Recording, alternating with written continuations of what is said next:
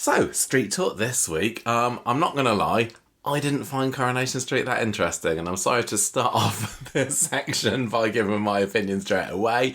I'm still going to make the best out of we can for our chat, but yeah, I found this week just a little bit of a slog. It just didn't get me going. It didn't get me that enthused about the drama that was going on. Am I alone in this? How did you find it? It's hard to have your juices flowing when they're all just dried up. My juices are evaporated this week, it's true. Listen, this is one of those weeks where things happened. Really big things, right? Yeah. And then you're like, oh. The big things happened, but I think I was talking to you about it the other day and saying that I think it's just a case of the characters that they happened to. I'm not invested enough to really Lauren, care. Everyone's like, I hate Lauren, I don't like her. Are people still saying that? You're saying it to me, and I've seen people online talking about her. I don't think anyone would say that she's their favourite character, but I really like her. I like a moody cow. She grates on me. I think the reason why... And I think that Kate's doing a great job because we've seen her in real life and she is certainly very smiley and effervescent for real. But yeah, just whenever Lauren walks in and Joel walks in and Lauren's there with a face on her, it doesn't put me in a particularly amenable state. It doesn't towards bother me her. because she's got a reason to be moody, hasn't she? Well, don't we all? But sometimes we just have to put a lid on that screen. Oh, you think you've got a similar life situation? Yeah, exactly. I was nearly killed, bludgeoned half to death. Had to run away to Leicester. She should be happy at the fact that she's got another chance in life. You know, she had a miraculous escape from death. She should be full of the joys of spring and skipping down the road every day, saying how wonderful being alive is. You can't skip when you're pregnant because the baby comes out your mouth. Well, it certainly came out. What they told us. Came out by the end of this week. Told us this in sex education. I'm going to do that storyline second. We're going to start off with the Webster story, and yeah, I obviously really love Abby as a character. I don't have anything particularly against Kevin, as much of a grump as he is. Saying this is boring. I've seen people saying this is boring, and I find it I'm not completely sure yet what it is. Maybe as we talk about it, it'll come to light. It's just. It feels like it's been going on for a while. It feels like it's dragging. And like when it was almost over, now it's been kicked off into another gear. And I'm like, oh, it's just not doing it for me. And I think the fact that there's Jack involved, who we've seen so little of over the past few years, I've got no real investment in him. And that's for Stefan. Well, we haven't even seen him all week since he's been supposedly, at death's door himself. We just heard about this fire that went on at his place of work, but we didn't get to see any of it. And I don't know, there was a whodunit. We'll talk about it as we get there, but yeah, it's not... What? Tell everybody your amazing discovery. I didn't discover this. I knew this already, but the German translation for Stefan Brent is Stefan Burns. So, because I was almost going to go for that for a storyline title. I still could, to be honest. I just got hell-bent on Stefan Brent still, which we used a few weeks ago, but just calling it Stefan Brent with a double N could do the job if you're a German speaker. Or, if you change one letter, his name's Stefan Burnt. Yeah, exactly. Brent, Burnt. So close. So next up, we got the Lauren story. Of course, it seems like her dreams of heading over to Ireland are gone. So I'm calling this week's storyline Dublin Over in Pain. Which was what Lauren was doing on Friday as she was giving birth to a bit of an early baby. Believe that he went through with his plan to induce pee. He's done it. P is out, yeah. Beth gets shirty is what I thought we could call the counterfeiting storyline. She is a bit of a... I know, she has a bit of a shirty mare as it is. And that she's with another character, Betsy, who I really, really want to like. I know. But at the moment, it just feels like she's a bit of a sour face as well. Betsy's arrogant. Isn't she? She feels like a bit too big for her boots for a character that's only just come into it. You know, what's Betsy done since she's arrived? She's blackmailed Joel, she's blackmailed Carla, she's blackmailed, I can't remember who else. Now she's doing this other dodgy... It's all very well and good having a character who is a bit morally dubious, but I haven't seen enough to get me to like her. More, I mean, why not more Betsy and Sabrina scenes? You know, just the kind of downtime girl scenes. But oh no, you can only have Sabrina once every 6 months, and she's had her chance already for the second half of 2024. But yeah, that story, I'm kind of enjoying it, but it's feeling a little bit of a summer filler storyline, you know? I'd rather have them stitching up counterfeit t-shirts than Ardy wrapping himself around Courtney again. Well, I don't know. But anyway, this feels like they might be stitching up Carla this week as well, now that she's possibly going to get in trouble over her dodgy wares coming from her factory. They think it's Paul over. We're going to relegate it to fourth story this week. It was in it every day this week. It was more of a kind of carrying on business as normal following the come down from last Friday's fantastic episode, which was, you know, nice enough. We have then got possible return on the horizon, Gemma. It's Alina's grandma. That's right, everybody. Alina's grandma could well be winging her way back to Conversation Street in the coming weeks. I can't even remember what she sounded like or how to do her. We need to find some old episodes. Just, you know, you got maybe... when's the trial supposed to be? Next week? I don't know if I'm allowed to do it. It could be a week's time, Gemma, that you need to summon Alina's grandma from the very depths of your soul where she's currently residing. It's not... You can't make fun of people. You've got to give the listeners what they want, and if Alina's grandma doesn't make an appearance on next week's Conversation Street, we're going to have some very unhappy little ducklings. Yeah, I know, they'll be really mad at me. They'll go quackers, Gemma. And finally... You're doing it. I'm not buying You're doing it. You're joining in. No.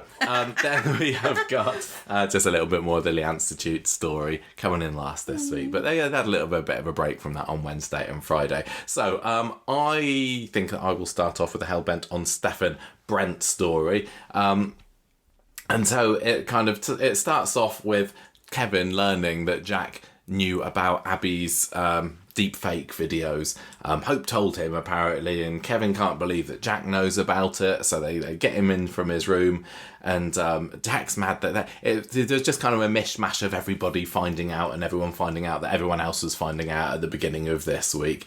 And they reassure him that they're not real videos that all his mates have been watching, and that Stefan posted them, so he's caught up with everything that's been going on this past few months. So Stefan then rings Kevin, and he wants to meet up and put an end to all this. Can I just say one thing about this? Is that maybe I'm being unfair here, but it feels like all of the emotional side of this has kind of been sidelined for like the practical, what are we going to do about it stuff, because I know Abby was upset about it and Kevin was mad about it and stuff, but I feel like they've all moved on really fast.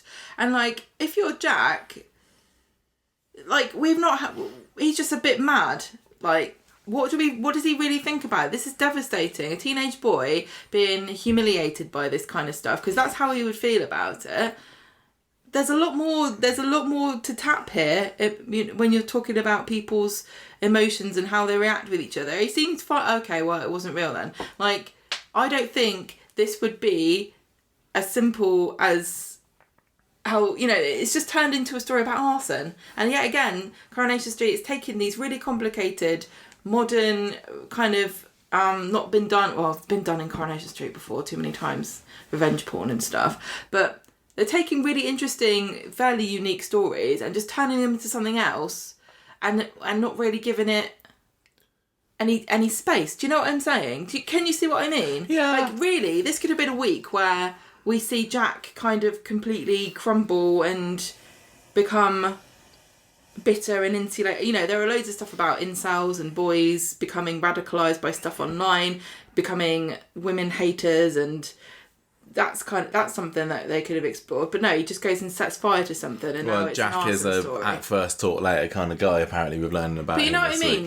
Week. Everyone's moving really fast in this storyline, and it's another example of using a story and then turning it into something generic.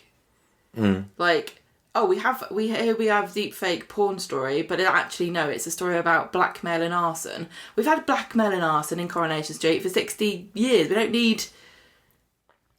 do you get what I'm saying? But I was also getting a bit... This is why everyone's saying, I'm finding this a bit boring and a bit dull. Maybe that's part of the reason why, because it feels really predictable and there's no emotional hooks. I think you're right about the no emotional hooks, or the few emotional hooks here. I think that the most boring, predictable thing that's come out of this story this week is yet more police interrogation scenes, and it feels like that, you know, not a week can go by at the moment without somebody being dragged into the police station to be questioned by Swain. And maybe this is just a symptom of Vicky Myers getting that regular contract, that everybody's got to get arrested at one point or another, and it just loses the impact. Back in the day when someone got arrested, it was a big deal. Again, we're just watching on the ITV3 repeats at the moment, Angela Harris being called in by the police because she's suspected of doing away with Tommy, and that felt huge. And now it's just like, oh yeah, you know, whatever, off to the police station. Nobody seems particularly bothered or ashamed. And worried, anxious. No, not really. And like, as a viewer, I'm definitely not, because I just think, they'll be all right. It's almost like Coronation Street is trying to make us all feel like with the cancer storyline, I can see like we'll be there for you. You know, 1 in 2 people get cancer in their lifetimes, so let's all talk about it, and you know, maybe people won't be scared because they won't feel so alone. Don't need to do that for being arrested. 1 in 2 people don't get arrested in their lifetime. You wouldn't believe that if you looked at Coronation Street. No, it's not 1 in 2. It's everybody. The other thing also is like Coronation Street saying, we've hired Vicky Myers as a regular character, and everyone says hooray, and then they say, but now everyone's going to get arrested at least once. Oh no! Yeah, I kind of was more hoping that when Swain was promoted to a regular, that we'd see more of her as a person. I mean, how much have we seen between Swain and Betsy since Betsy's been on the show, which has been, what, a month and a half or so? Barely anything. We know nothing about their relationship, really, as a mum and daughter. Nothing about their home life. They haven't got a set for their home, well, not that we've seen yet. They're working in completely different stories, and because there's so little intermingling between characters, you know, if you're not in the story with this person, then you're never going to see eye to eye. It's just odd that we've got this mother-daughter pair that a casual viewer would have no idea tuning in that this cop and this t-shirt counterfeiter are anything to do with each other. And obviously the sort of the joke or the twist is that she's a cop and she's a crim. But I mean, they're going... What? Beth still doesn't know that Betsy is related to Lisa. Does she know? But the way things are going at the moment, I really can't feel as though we're going to get any great, amazing oomph out of the reveal to Swain that Betsy's up to no good. Because I don't know enough about them as mother and daughter. So what? It's like watching someone out the bill being revealed as a shoplifter. I've only met this person... 50 minutes ago. I don't care. Yeah. When it does get revealed, because it was, will we get nothing more than the generic? Oh, how could you? Do you know, the really unfortunate thing is that they could have just not told us that she was Swain's daughter. Betsy could have got a job working at the factory as work experience, because that actually happens without being finagled and blackmailed by a cop. And then it would, when the police come to eventually arrest Betsy for whatever it is she gets caught for, blackmail or counterfeiting or whatever it is, and Swain turns up and she goes, oh my god, Betsy, what are you doing here? Yeah, I wonder how long they could have strung it out of not telling us who she was. Yeah, because we saw her for a little bit. We saw them meet each other at the playground, and she was mad at Betsy because Betsy had money to buy a bacon sandwich or something. The emotional stakes there are slightly different to finding out your kids have been on the rob. Yeah. I mean, I'm hoping that there's still going to be time to develop these two as a family unit, but at the moment, I'm really not feeling it. It doesn't feel worth making them related at the moment. I know they're going to do something with it. I just feel like they're beating around the bush a bit much. Yeah. And I mean, I guess the fact that she's working for Carla, and then there's all this hint of a frisson of something or other between Swain and Carla. Yeah, it's taken a bit of a while to get there so far. Anyway, this is nothing to do with what Abby and Kevin and Jack are doing. What are Jack and Abby and Kevin doing, Michael? Well, Jack is being an utter dolt and letting a stranger come into his house. Not only that, but letting him alone there while he pops next door to the shop to get some milk. Michael, you can't blame this poor child. He's been raised in an idyllic environment where crime never happens and everyone is to be trusted at all times. I mean, isn't... How old is this kid?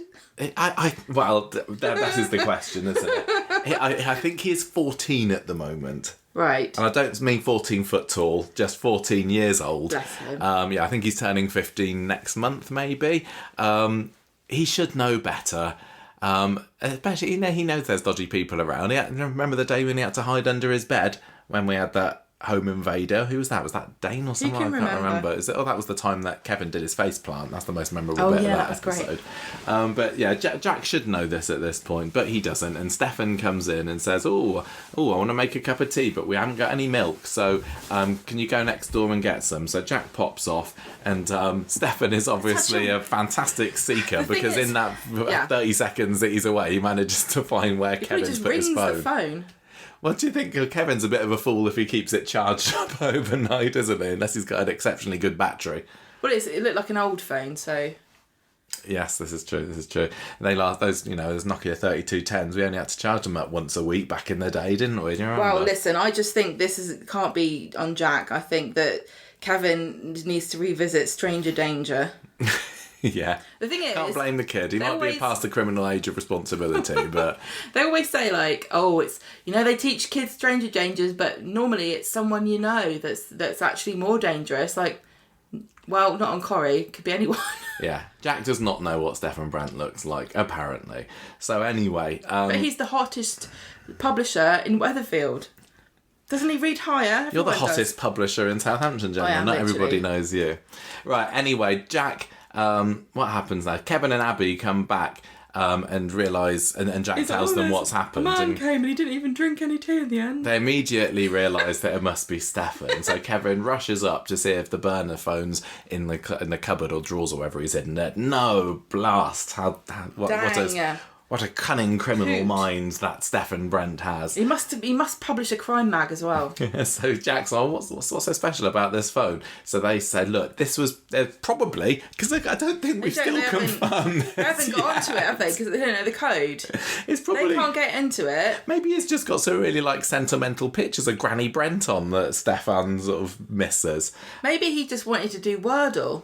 Yeah, maybe. He's probably... I've missed my daily streak now. For God's sake. I was doing Duolingo on that.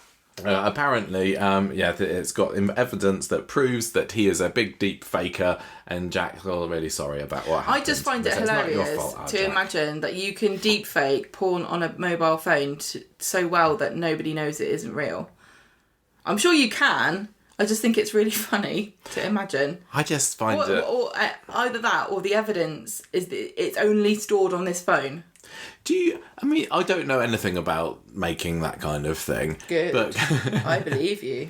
Is it not the sort of thing that people would more likely use a PC to make? Can you make really good ones on a phone? That's what I mean. So, I suppose the evidence is burned in the fire later on that week, isn't it? We'll never know. Coronation Street needs to step up their game and show us this video. So anyway, Abby goes over to Stefan's office to have another go at him. This is the other thing with this story. Sorry if we just sound like we're moaning. I hope we don't mind too much this week. But there's an awful lot of just Abby turning up at Stefan's office, isn't there? And then Kevin turns up at Stefan's office, and then Stefan turns up at number 13. Why they've missed a trick for getting an sassy American what's it called? Receptionist going, Mr. Brown, I told them they couldn't come, but they wouldn't. They just barged straight through. That's okay. I'll cancel all my meetings for this afternoon. They had one of those at the TV studios, didn't they? When Abby went and had a moan at the guy for why are they just? This is what I don't understand. Why are they letting her in? Why doesn't Stefan Brandt go, listen, for God's sake, I am the boss of this whole company. If this lunatic comes in, she's a crackhead, don't let her in anymore. Why do you keep letting her in to shout at me? Whenever you let her into my office, what do you hear? She's shouting at me, right? Don't let her in. Just tell her I'm busy. Just imagine the receptionist, like, Abby comes marching in, like, face like thunder, fists balled up, and they're like, yeah, go through, he's not doing anything. Chris Media's dead, it's all right, he's just sitting with his feet up, I could be making porn in here, you don't know. I want some privacy. Oh, well, this is Abby's MO this year, isn't it? Just marching in places and thinking that she gets what she wants. Her. So anyway, he very smugly tells her that the burner phone is now sinking towards the bottom of the river Irwell. It's over. No more evidence left. What are you going to do about it? Oh no, I can't believe it. Back on the street. Why didn't they just lie and say we backed it up? I'm sure he's going to have some evidence somewhere else. If he did it, and they're still not 100% convinced, I think are we supposed to be at this point? I think we probably are. I'm sure he's going to get caught out at some point. There's going to... I don't know. But why hasn't he... Okay, carry on. Anyway, Craig and a colleague turn up in their cop car outside the garage and they arrest Kevin on suspicion of burglary because now he doesn't have the evidence against Stefan. He's got a carte blanche to say, oh yes, Kevin did break into my office to steal my phone that one time. And what was on the phone? I did. Never you mind. Pictures of my granny.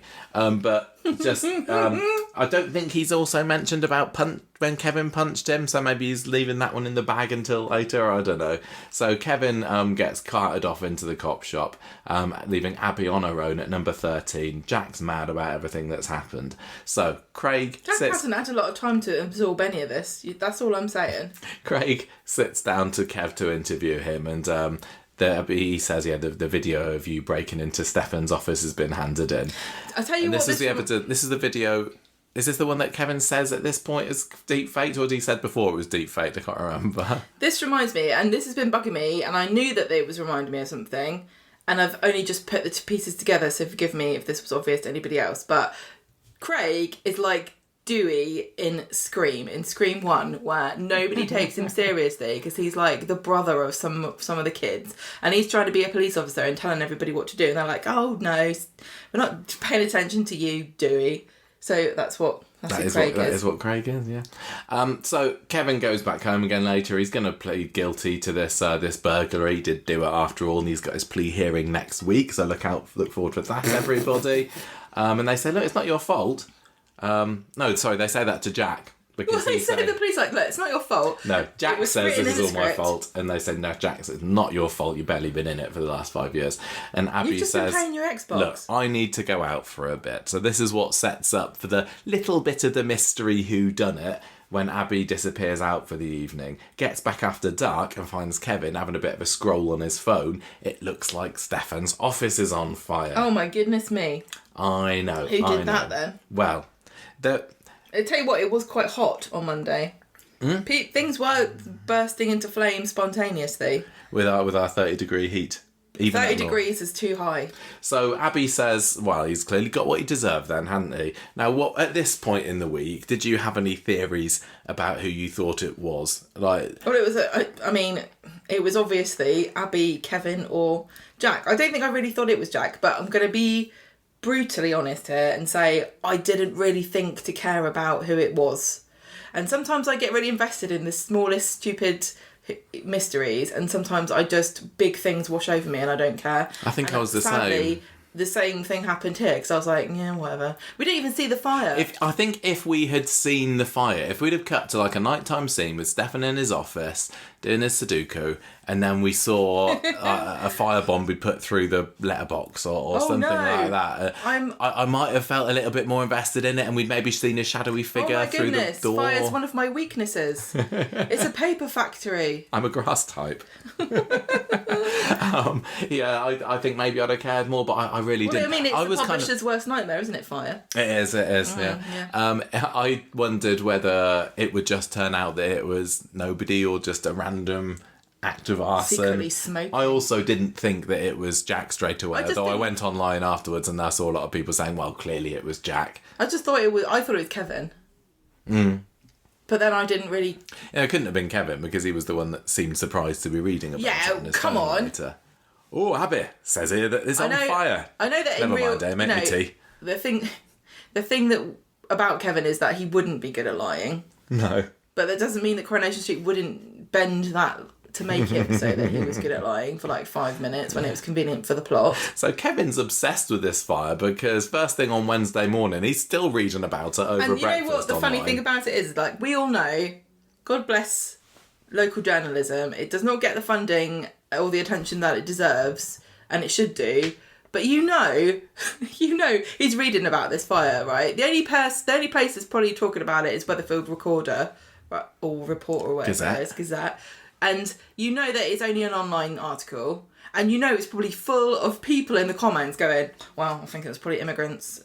I think it was immigrants. Oh no, I think it was the far right. They were trying to frame somebody. Well, you know what? Hire magazine costs too much money these days anyway. Who reads magazines? I don't. You know, that was full of just people spewing absolute idiocy. Well, there was no room from the actual papers for talking about the fire because it was all free about coffee. No, well, there was a free coffee. You're right. It was all about Alina coming back.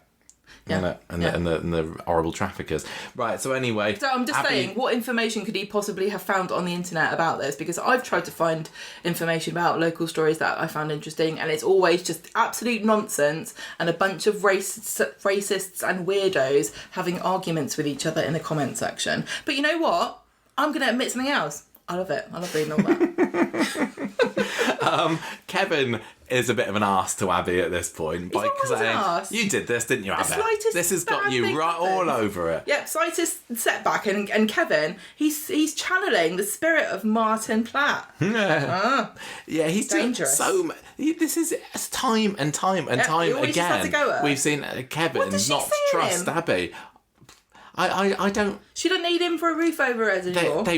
At the beginning, when they first got together, I was thinking, maybe. I do like Abby. Kevin's a legacy character. They could work well together. But really, apart from a few little romantic moments like the wedding, I'm just not buying their relationship. He really just feel like a cranky old man, and she's still full of youth and life and vigour. And I know there's not a huge age gap between them, but there is a bit of one. She just feels like she's dragged down by him. Right, here's a test. Here's a test to everybody who's listening. Recruit a new watcher for Coronation Street. Watch Coronation Street with them every episode. At the beginning, tell them Kevin and Abby are brother and sister. See how long it takes them to work out that's not true. Brilliant. I bet you it would be a long time. Just an extra bonus, tell them that Kevin and Debbie are married. Yeah. See how long they realise. I tell you what, there's a bit more of a spark there. Yeah, that was a high point. There's a spark with Debbie when anybody... There is. This was another high point this week, having Debbie involved. She wasn't quite at her peak like she was last week, but still got ample amount of Debbie Webster, genuinely, which is always a good thing. This should be the test going on forwards with Coronation Street couples.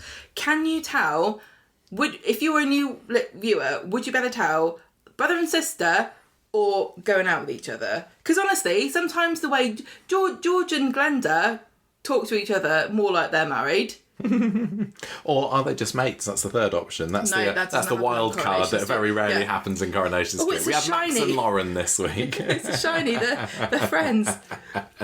Anyway, so Kevin brings up the fact that a couple of years back she set Ray Crosby's car on fire, and she's like, I did it for the GIF. If we were doing for our Patreon, were impeccable. For our Patreon this week, we did a top 5 Gail moments, didn't we? And if we were doing a top 5 Abby moments, the time when she walks away from Ray's exploding car, and that's going to be up there. And she does it. She doesn't act cool and pretend she didn't see it. She goes. That is awesome. But she says, no, I'm not like that anymore. Besides, why would I do that? Because I'd just be putting myself in the frame, because the police would clearly come looking for me, and they'd probably think it's me right now as well, actually. And she's not wrong, because later on at work, the police do turn up, Swain this time, and Abby says, look, we haven't done it, but you want us to come down the police station, don't you? And Swain's like, yeah, look, Brent was in the building when it was up in flames. He could have been killed. You need to come down the station for a voluntary interview, in inverted commas. I'll arrest you. So, meanwhile, Abby tells Swain, well, it's a bit later, sorry, Abby tells Swain and the silent partner that's there again, that, I do have a motive. Yeah, clearly it makes sense that it's me. Interesting but tactic. It wasn't. No, I think that's how it works out. I think laying your cards out on the table and say, I completely understand why you think it was me, but I'm not. I think I might go down that one myself if I was ever in that position. Please don't, Michael. No, the police are not your friends when they're interviewing you. They're not there to clear things up. They're there to pin it on you so they can do loads of paperwork. Sorry, police. That's a joke. But seriously, don't talk to them unless you have to. I think I'd be like Roy, though, just convinced that my own innocence would see me through it. I'm going to have to get you some true crime podcast to listen to. It doesn't always work out like that, does it? Anyway, so Abby's, look, I went out, I did have a drive around just to clear my head, and then I went home. Nothing else. No, she went to the petrol station. Oh, yeah, she did. She went to the petrol station, but what she also did, which she didn't admit to, which was a bit of a bad move, was go into Stefan's place and get him photographed on his doorbell camera. Which I loved because that looked like the front cover of like a really moody emo album.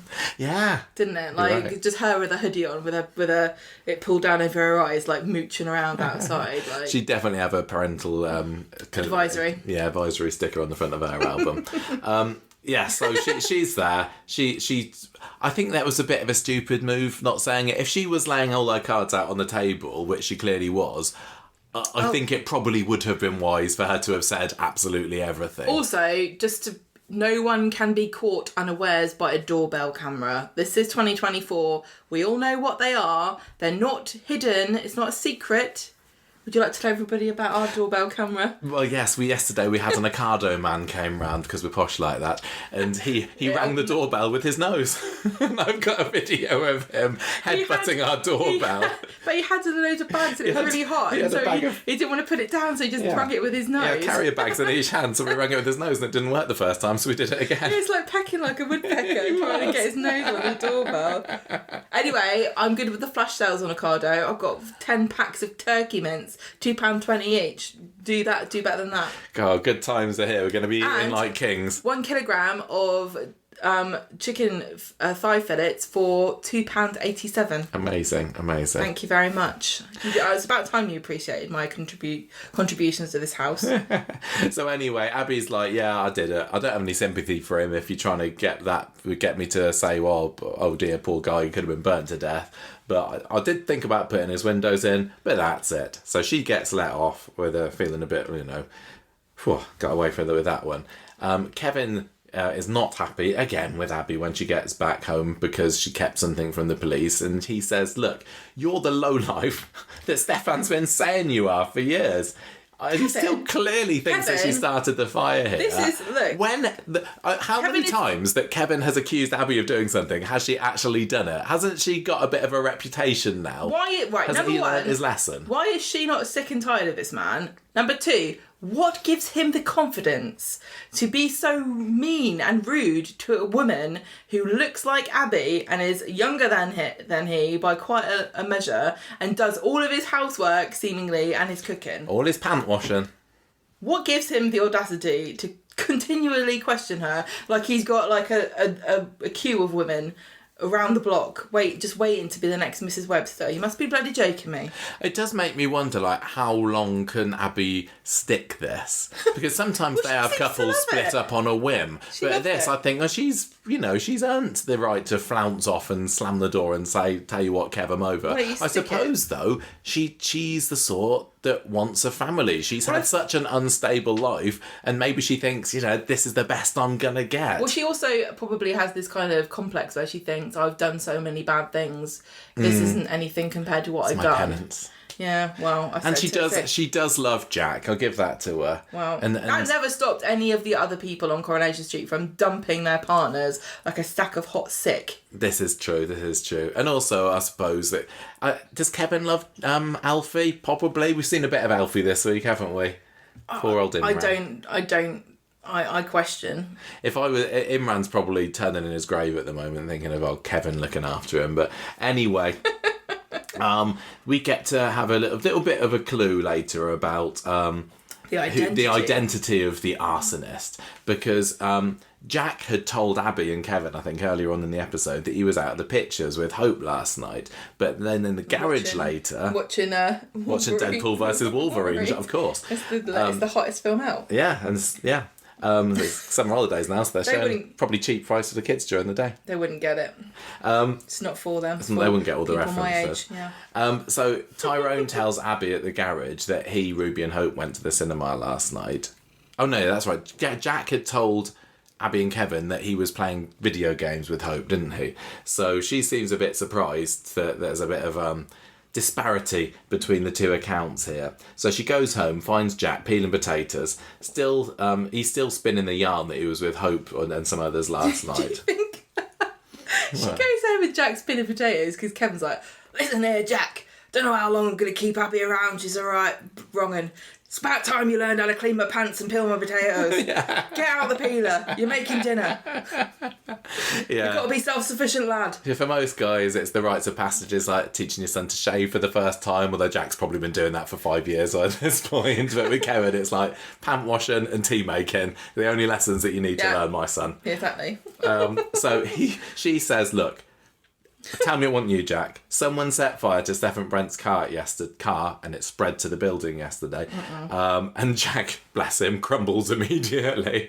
He's a good lad, really, isn't he? I love it when people do this on Coronation Street, where they just immediately spill the beans. I find it really endearing. Yeah.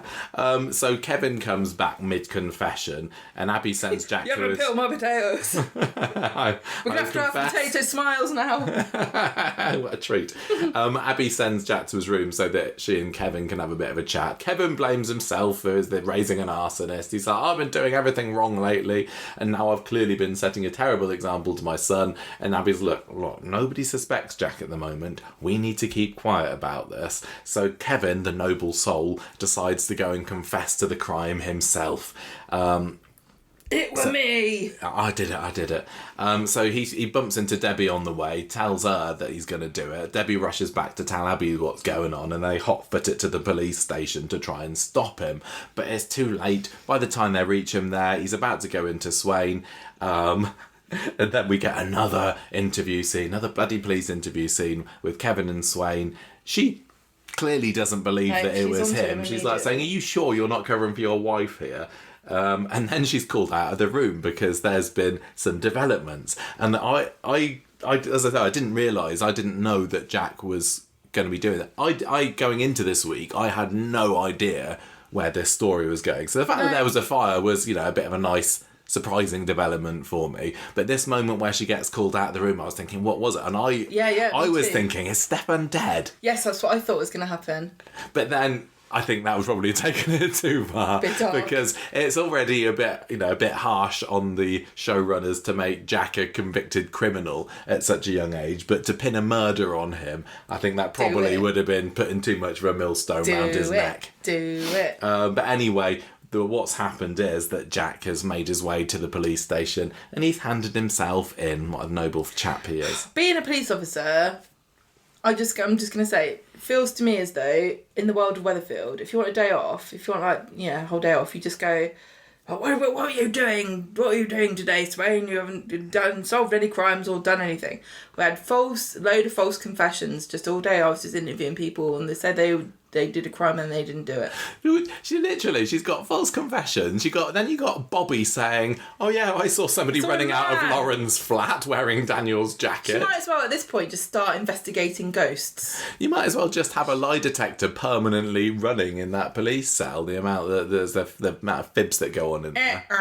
Sorry, that was a lie. Anyway, next.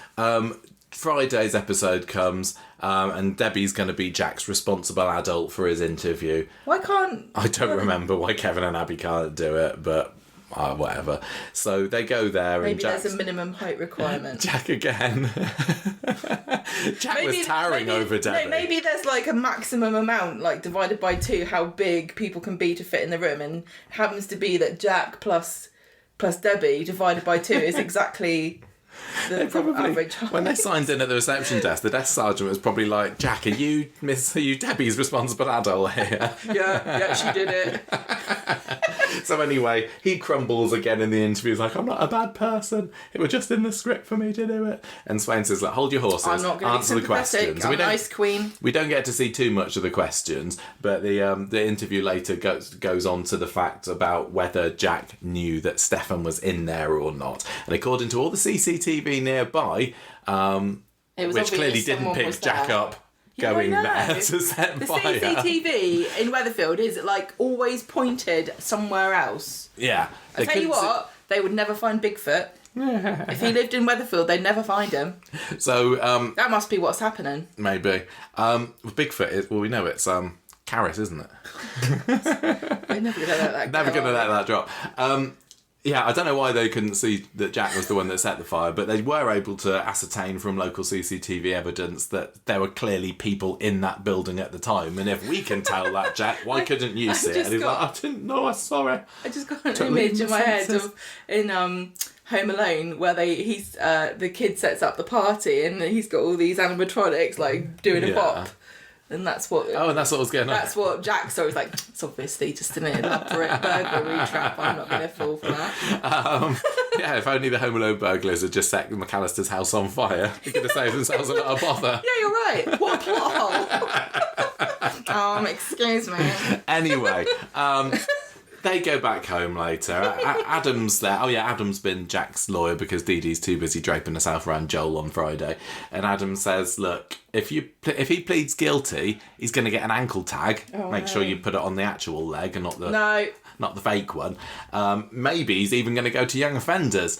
And so the big question is, how should he plead? Should he plead guilty and maybe he'll take a hit? Yeah. Or not guilty and risk a trial that could be worse. Well, what he's pleading to, because Swain has decided that clearly he knew what he was doing. Yeah, she's going to charge him with arson in an attempt to endanger life. And I'm thinking we're going to have a bit of a Toya situation here, where she was charged with... overcharged. Yeah, she was. It was murder, wasn't it? Yeah, they can't prove it. They couldn't prove that. She managed to walk away, clearly having done it, but because it wasn't murder, she's now, I'm free to get on with the rest of my life. Some might say that happened to a very famous case in America where a lady was accused of murdering her child and she got away with it because they overcharged her. I wouldn't know anything about that.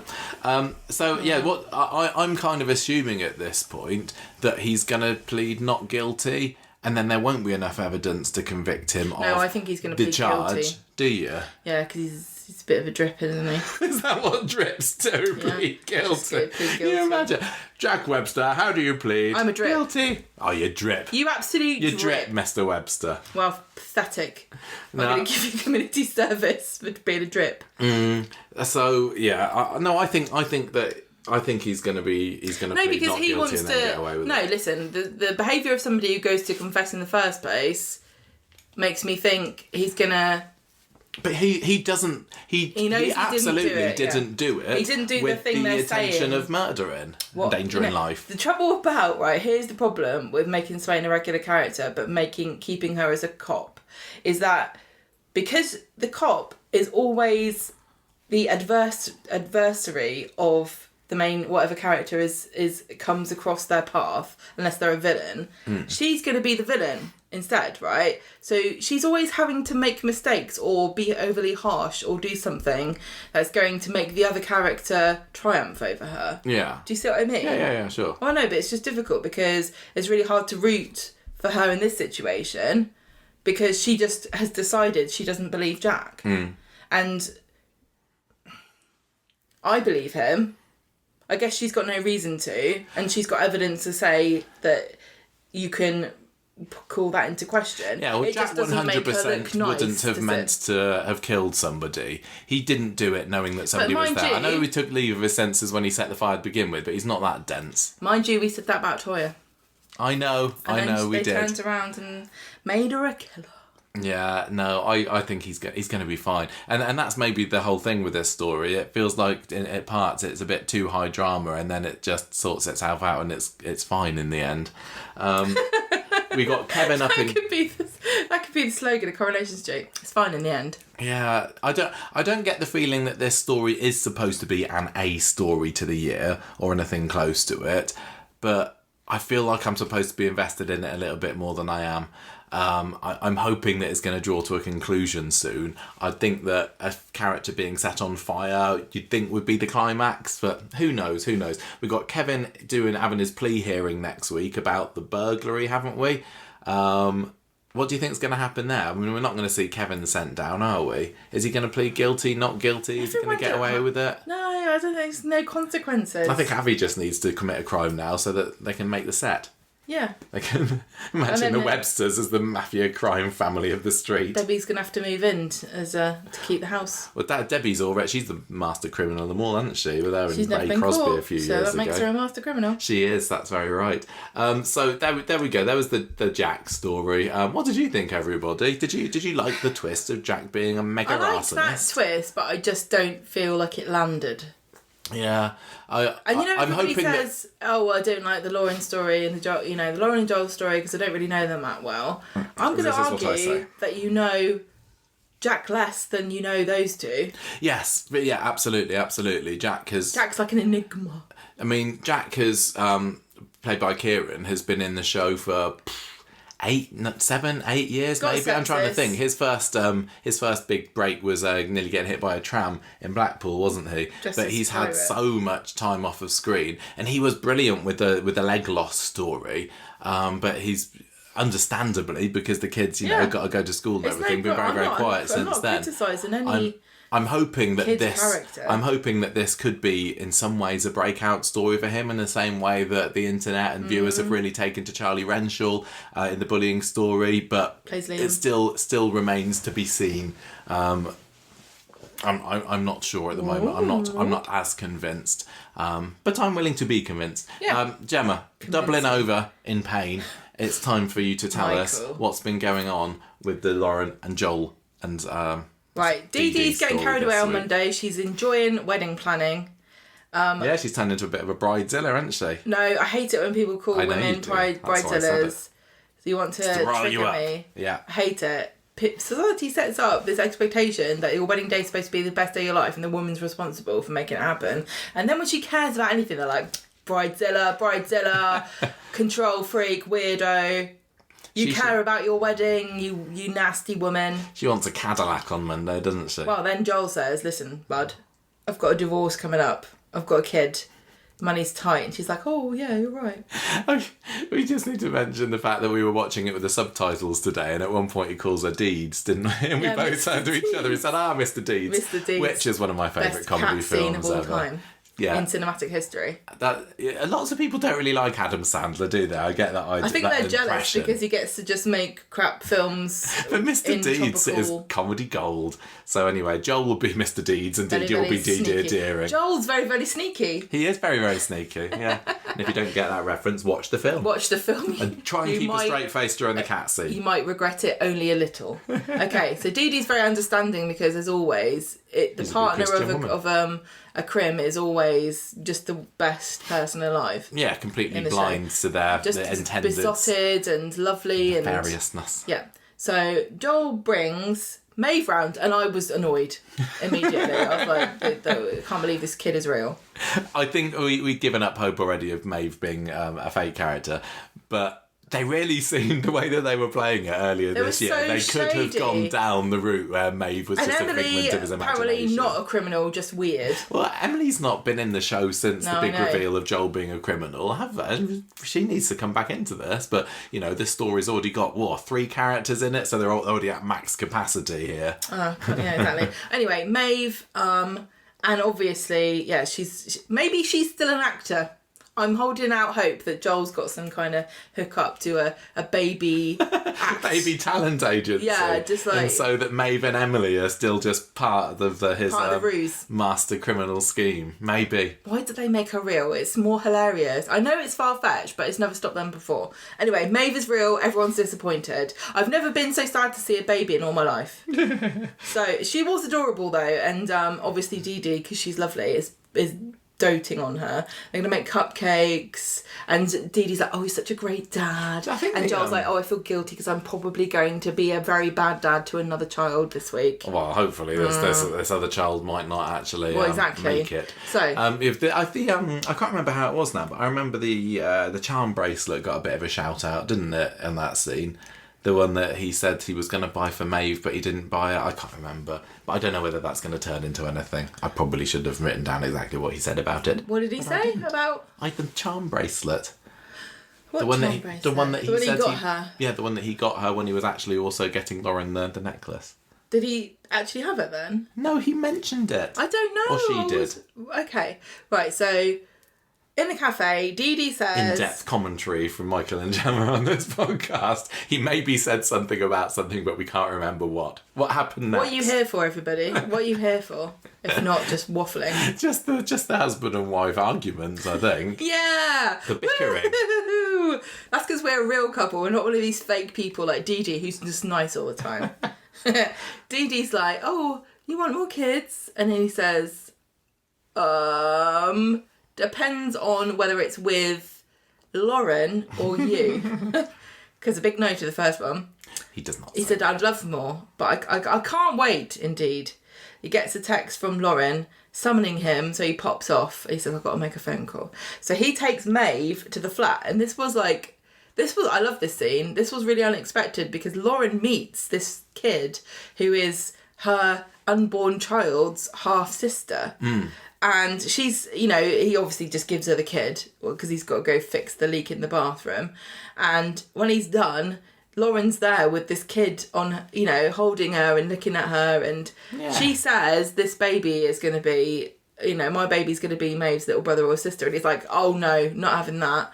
They'll probably never even meet. He's immediately dismissing it because I think if this child becomes more real, he's going to struggle to do what his plan is. Yeah, and say what you like about Joel and his evilness, but they definitely did a good job, I think, in showing his battling with his inner demons this week. Like, should I do what I'm doing or not? Yeah. With the pills. He didn't want to, but he knew he had to do it for quite a life. Well, yeah. And it still wasn't worth it in the end. He still got a baby out of the end of it. Well, he makes some comments about Lauren and the baby getting what they deserve. Like, oh, make sure you get what you deserve, and leaves. Anytime anyone says that to me, because I'm paranoid, I automatically think they're being horrible to me. So Joel finally gets back home, and Dee Dee is saying, do you want me to just talk to Emily about how much money she's trying to get out of you to get her to back off a bit? And Joel's like, no, I don't want to jeopardise the time I get with Maeve. And she says, okay, I understand. But surely if you're getting equal time with your kid, then you don't have to pay... I'm not getting involved in it. I'm not getting involved in Joel's divorce. He can sort it out himself. On Wednesday, Joel is getting frustrated because he has got this drugs, this medicine that he's ordered. They named it. I don't know whether I wrote down the name of the drug, but it was a fake Weatherfield joke. I was just aghast at that because medicine, pills. I want them to be completely realistic and make sure that everyone knows what to grind up in pregnant women's food. Just to make it come a bit early. Well, anyway... So his thing's out for delivery, and he's like on the phone to the person going, you've got to tell me as soon as it's delivered. Right, okay. Why doesn't he has an office, why doesn't he get it delivered there? Because he's never working, because he's a lazy ass. Right, Joel brings Lauren some groceries, and she's like, why are you giving me all this fruit and apples and crap? I don't want it. I want eclairs. Eclairs, and that's I want £5. Chips and eclairs. Later on, Dee Dee gets this package, and she's on the phone leaving a message to Joel as she gets it. And the delivery driver goes off, and Dee Dee's like, hang on, this is not even for me. And she tries to chase him, but too late. She looks at it, it's for E. Smith. And Michael's there with her, and he's like, let's open it and we can find out who it belongs to. And she's like, it's illegal, it's a crime, you can't open someone else's post. Meanwhile, Joel is in the station, and he gets a message from Dee Dee that's left on his answer phone, and it's her going, oh, Joel, blah, blah, blah. Wait a minute, here's a parcel. I've got to sign for it. And he's like, oh, no. He's got to go into a client, so... You got to hold fire for a bit before you can rush back to try and intercept. And right as that's happening, Lauren turns up. And Joel's like, eyes on stalks here, completely panicking. All these things are happening and going wrong. But he has this client he's got to sort out. So he goes back into the lobby later and he's like, look, if you're here to dob me in, kiss goodbye to Ireland. I mean, what's he going to do? Blow the whole thing up? It's a bit rude. It's a bit of an over-exaggeration, isn't it? She says, no, I'm here to collect my stuff from the other week when I was brought in for being a... Scally. Runaway Scally. So, back at the flat later... What was going on in that scene? Because I'm kind of only I get this is another story that I'm not as interested or invested in as I think I should be. And it's another one with, characters that I like the idea of a villainous... girl beater like Joel and sort of ducking around in alleys and everything. I'm still struggling to like Lauren. So I don't know. This feels like it should be big, but in my head it just doesn't feel big at all. I like Lauren because she's like me. She doesn't care to be nice to you. She's horrible. I wish that I could invest myself in this more because it's clearly is. You invested in me, didn't you? The A stories. You can only cope with one Mardy woman at a time. Right, so Joel comes back to the flat. Dill is still on. I was just shocked seeing you earlier, and she says, "Oh well, good. I'm mad at you. I don't know why. Just general." Joel goes back to Dee Dee's flat, sees the package, and he picks it up and says, "Oh yeah, this is for me. This is for a client of mine." And she's like, oh, wow, what on earth could that be for? And he's like, oh, it's confidential. And she's like, And he says, actually, she's in an abusive relationship. I can't believe you even asked me. It's so terrible of you, Dee Dee. My client, Emma Smith. I don't know whether anyone can pick up that somebody, our neighbour, is doing some very loud hedge trimming next door. But is that what it is? I thought he was making a fence again. Oh, I don't know. But there is some very loud noise going on, so apologies for that. Right, so he's saying, no, it's for a client, and they both believe him because it makes perfect sense. I like Joel because he's a good liar. So he goes back to the flat. Are Joel and Lauren just like your perfect couple? The Marty. Do you know what? Yeah. And the brilliant devious liar. Brilliant. You look up to them, don't you? I do. They're who I want to be. You wish you could be their child. Oh, Mummy and Daddy, Joel and Lauren. Anyway, so he says that sorry as a grump, I've got a hold of the money for you and we're going to sort everything out. And then back in the car... Oh yeah, he says that to Lauren, doesn't he? He's going to send her off to Ireland. Back in the car, gets the box of pills out and he looks at it and has him cry, confliction, sad times. What am I going to do? Am I actually going to try and induce my baby a little bit early? So a little bit? Well, yeah. So we find out on Friday's episode, what did it say, 24 weeks? No. I thought it was. No, I thought 24 was the...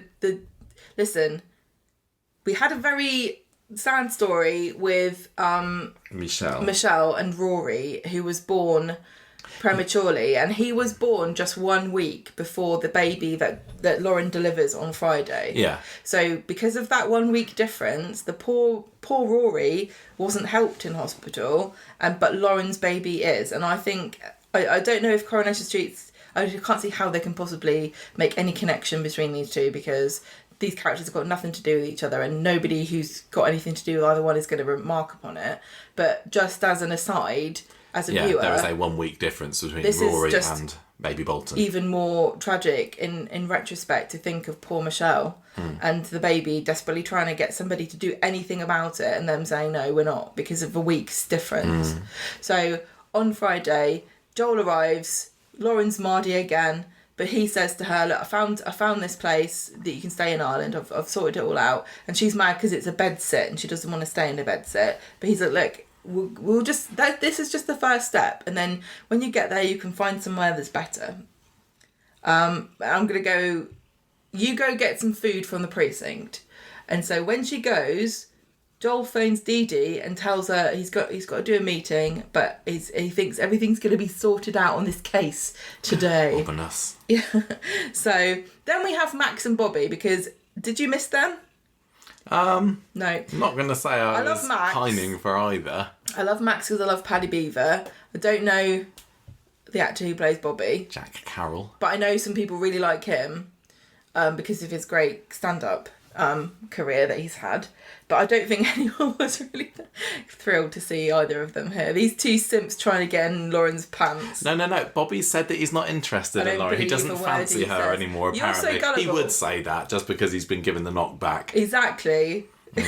He's going to be moving on to Betsy next, I reckon. Yeah. I saw somebody online actually suggesting that Betsy could fall for Mason. And I think that they could make quite a good couple. Couple of bad uns Couple together. of bad uns. Yeah. Right, so Max and Bobby are like, can we talk about our feelings about Lauren? We haven't seen her for a while, not answering her calls, she got mad at us. Yeah, this kind of, I suppose this was useful to me, because I kind of lost track of how many people know or care where Lauren is. No one cares. Because she's been hauled up in Joel's flat. Nobody's really interested. This is just, honestly, this is modern life in a nutshell. Everyone was up in arms with literal pitchforks trying to get Roy in trouble, saying he was a murderer, and rallying around him, trying to sort this out. Then Lauren turns back up, and within seconds, everyone's just on to the next drama. Well, they haven't taken down the missing Lauren Bolton No, they're not even bothered about doing that. Yeah. Do you just imagine this poor good Samaritan who's in Roy's Rolls going, oh my God, I've seen her, I saw her at the precinct. I can't believe this, I've solved a crime. I'm helping, being a good citizen. Yeah, I never thought I'd recognise somebody off a poster. I always look at them and think, who's ever going to recognise them off a poster? I wouldn't be able to do that, but I did, I've seen her. And they're like, oh yeah, she's been around for ages. She's come back the other week. Just haven't got any other posters to replace it with. They were doing yoga down the community centre, but they're not anymore. It's too hot. Could have done hot yoga, I suppose, but they haven't put that on the poster. Anyway, Max and Bobby are gossiping about Lauren, and Lauren's in the precinct. Getting her bag snatched. Luckily, Max is there, and he helps her to get home by getting her a taxi on his mobile phone taxi app, which of course Max would have been able to afford. It was just very in Manchester. Nice. There were a couple of handy coincidental appearances when at he the lives round the corner Friday. from a tram station. Yeah, so we had. He was happily there at the time to see the mugging nearly there were lots place, of... and then Dee Dee just happened to turn up later on as well at the right time. Max was in very many convenient places. Right, so Lauren's got her bag snatched, and the mugger is actually being paid by Joel. Well, he's not being paid by Joel, he's being blackmailed by Joel. He brings the bag to him, and he takes out her phone and her keys. And Joel says to this mugger, right, your legal fees are paid off, but if you blab, I'm going to send you to young offenders. I quite like that twist of the mugger being Joel. Again... Not Joel, Joel's lackey. Again, a mugging on Coronation Street doesn't hit quite as hard as it used to. Like when she got her bag snatched, just like... rather than, oh my gosh, poor Lauren. But yeah, then when he turns up in Villain's Alley with Joel, it's like, oh, the sneaky git. So what's his plan here? Because he's still got her stuff, hasn't he? What do you mean? Was the idea for this to stop her getting to Ireland? Because she mentions later on... What are you talking about? No, she mentions later in the episode, all my ID's in there. So I'm wondering whether she's not going to be able to... I mean, you don't need a driving licence to get on the plane. He chucks it all in a bin, he doesn't care. He doesn't care what happens to her after this. Listen, the only reason Joel is helping Lauren right now is because the baby is his baby, and he doesn't care about the baby, obviously. He knows the baby is the evidence that he's been having sex with Lauren. That's the only reason he's doing any of this, because, like I said before, this would turn into a he said, she said, without the evidence, which is the baby, which has half of his DNA. So he knows, I've got to get rid of the baby. Once I get rid of the baby, Lauren's got nothing on me. All of her stories will turn into fantasy that she can't prove. Really, can she? Yeah. So once the baby's gone, I don't care whether she gets to Ireland. I haven't really bought her a thing. I've just printed something off the internet. No, you're right. I suppose I'm chucking her ID in the bin because she don't need it. I don't care about it. All he wants is the phone and the keys so they can lock her in the flat. Of course, that makes total sense. So she can't get help. So the amount of time she's spending with having a baby on her own increases the risk to both mother and child. Yeah. No, it makes more sense for him to go to Ireland Like, I don't know. I suppose the only reason that he's been delaying her trip so far is because he's been waiting for this package of pills to arrive. And as soon as, I guess what his plan was, that he would have her, have this baby early, lose the baby, and then still carry on sending her over to Ireland. Although now that now she's had the baby, there's going to be people rallying around her to try and give her support. So I think the likelihood that she's going to be hopping over the Irish Sea anytime soon is pretty low. Well, we're mad now because we've been to Northern Ireland on a very tenuous link to Coronation Street, and we were hoping to be able to go to Ireland with our Patreon money. From our go anywhere. As long as it's been mentioned in Coronation Street. The more foreign locations Coronation Street goes to, the more chance we have of going on holiday there and pretending that we're doing the podcast. So I wish that she'd gone to Dublin, but it doesn't look very likely at the moment. I think it's a bit not. rude. I think not. Anyway, so Lauren's just had her bag stolen, and Max is there. She's like, go get my bag, and he's like, no. Nah. I'm going to sit. I want to sit here and feel your baby bump, please. That's right. So they're both really, it was really sweet because they were both really happy about feeling the baby moving. And then he says, look, please don't run away again. Why don't you come back? And he's trying to get her to stay with him or Bobby, and she won't answer and says she has to leave. And then she sees Dee Dee turning up and she sort of runs away quickly. Yeah, she's spinning the yarn that she's staying with a mate, isn't she, at the moment, but hasn't said who, where, whatever. No, and again, if I was Bobby and Max, I'd take the hint that you're not her friend. I know. Like, she's not being I know she's got reasons, but if my friend was like this to me, I'd be like, okay, fine. Like, honestly, I've taken the hint here. I learned to live without you all those months that I was that you were missing. Yeah. Right, so Joel finds Lauren packing her bags to leave later on, and he's saying, look, you got to be patient. And because she's decided she does in with Max, and he's like, look, if you go to live with Max, it's going to make everything really difficult. You just have to be patient, and we'll do what our plan was. And she says, well, I've just been mugged. And he's like, oh, what? Really? What did they take? Wow. I hope they didn't take your keys and your phone. That's exactly what they took, and my ID, and they threw it in the bin. And he says, look, don't worry about it. I'll get your phone. I'll sort everything out. But first of all, I'll make you a soup, which might taste gritty and weird, but trust me, no questions. It's really delicious and good for you. This is becoming a bit of a regular thing. This is the Friday Corrie pill crushing, isn't it? We had it with Billy last week. This week we've got Joel. Lovely. Seems to be a bit of a thing. Yeah. So Joel's this time they actually administered the deadly concoction. Joel's crushing pills, puts them in a pan of soup, calls Lauren for her lunch.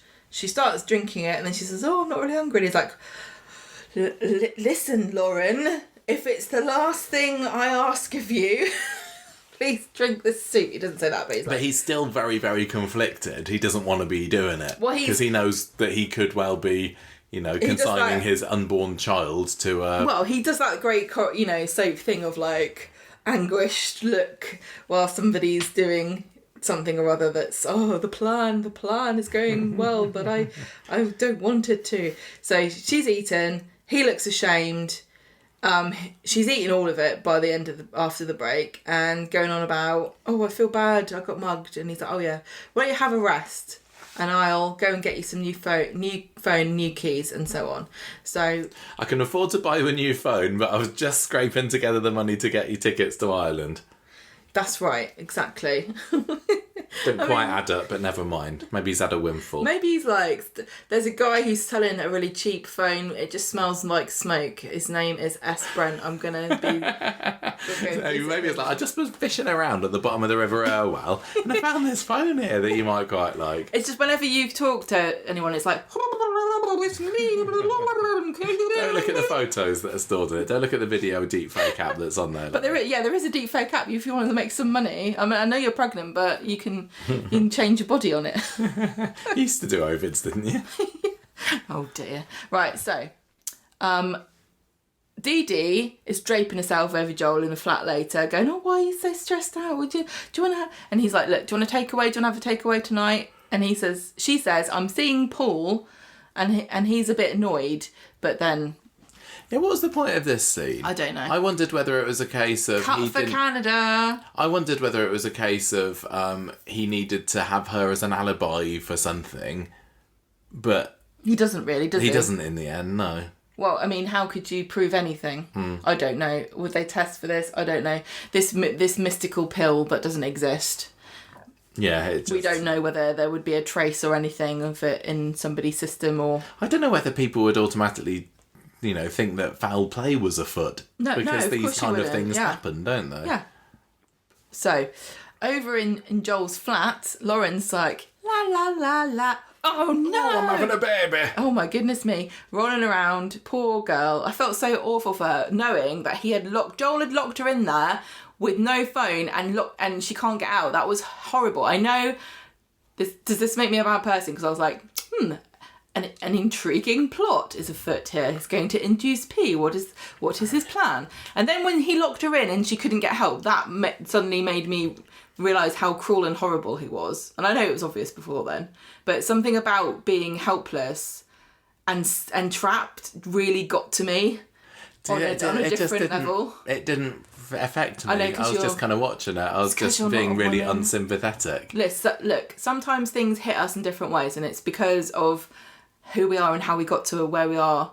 Yeah. Things are just different. Like, if there was an episode where a teacher was being Ofsteded, we wouldn't care, but Michael would have to lay down with a cold flannel on my head.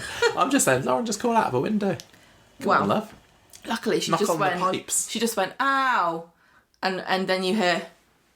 Can you hear that? It's footsteps. Hello, it's me, Max. Do you need any medical assistance? I very conveniently and helpfully happened to have turned up at just the right moment. How did you know I was here? I noticed on the taxi app where it was dropping you off. Oh, earlier. that makes sense.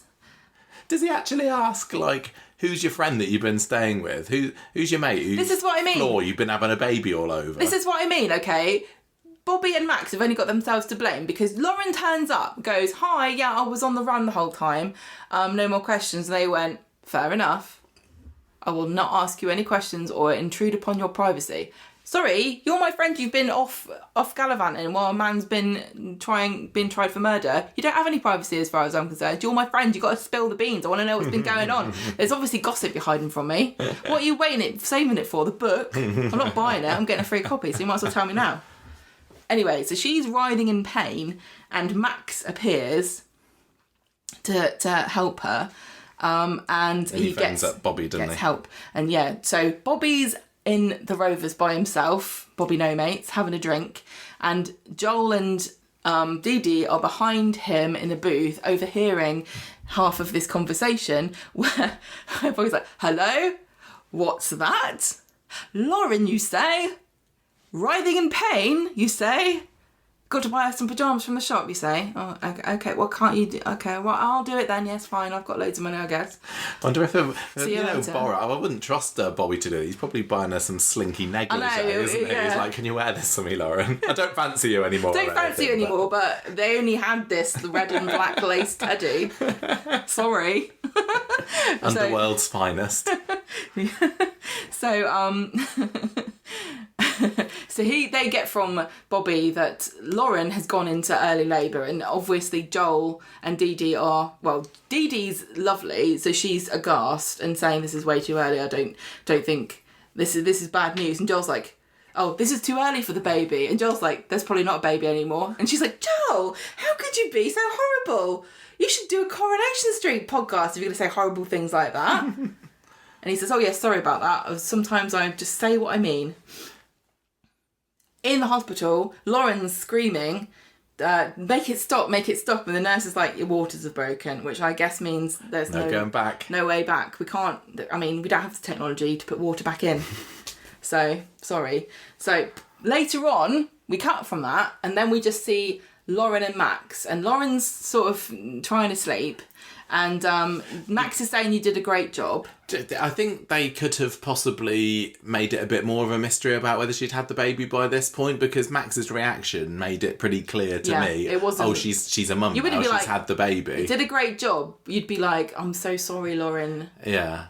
I'd like to have been thinking, oh, maybe she's lost the baby. We could have honestly, they've stopped doing a proper Friday cliffhanger, but really it could have been Max with Lauren, you know, and he's holding her hand and she's crying, and then Dee Dee and Joel come in, and then we don't know whether the baby... But I guess they could have just not had that scene whatsoever. They could have ended it with Joel finding out about it in the Rovers, and then we have to wait until Monday to... I think that... The thing is about it, you know, you can say, okay, but this is very deeply personal and upsetting for lots of people. But so are lots of other things that Coronation Street does, and nobody cares about that. Mm. So it's, you know, they come in and Dee Dee's like, oh, I'm so sorry.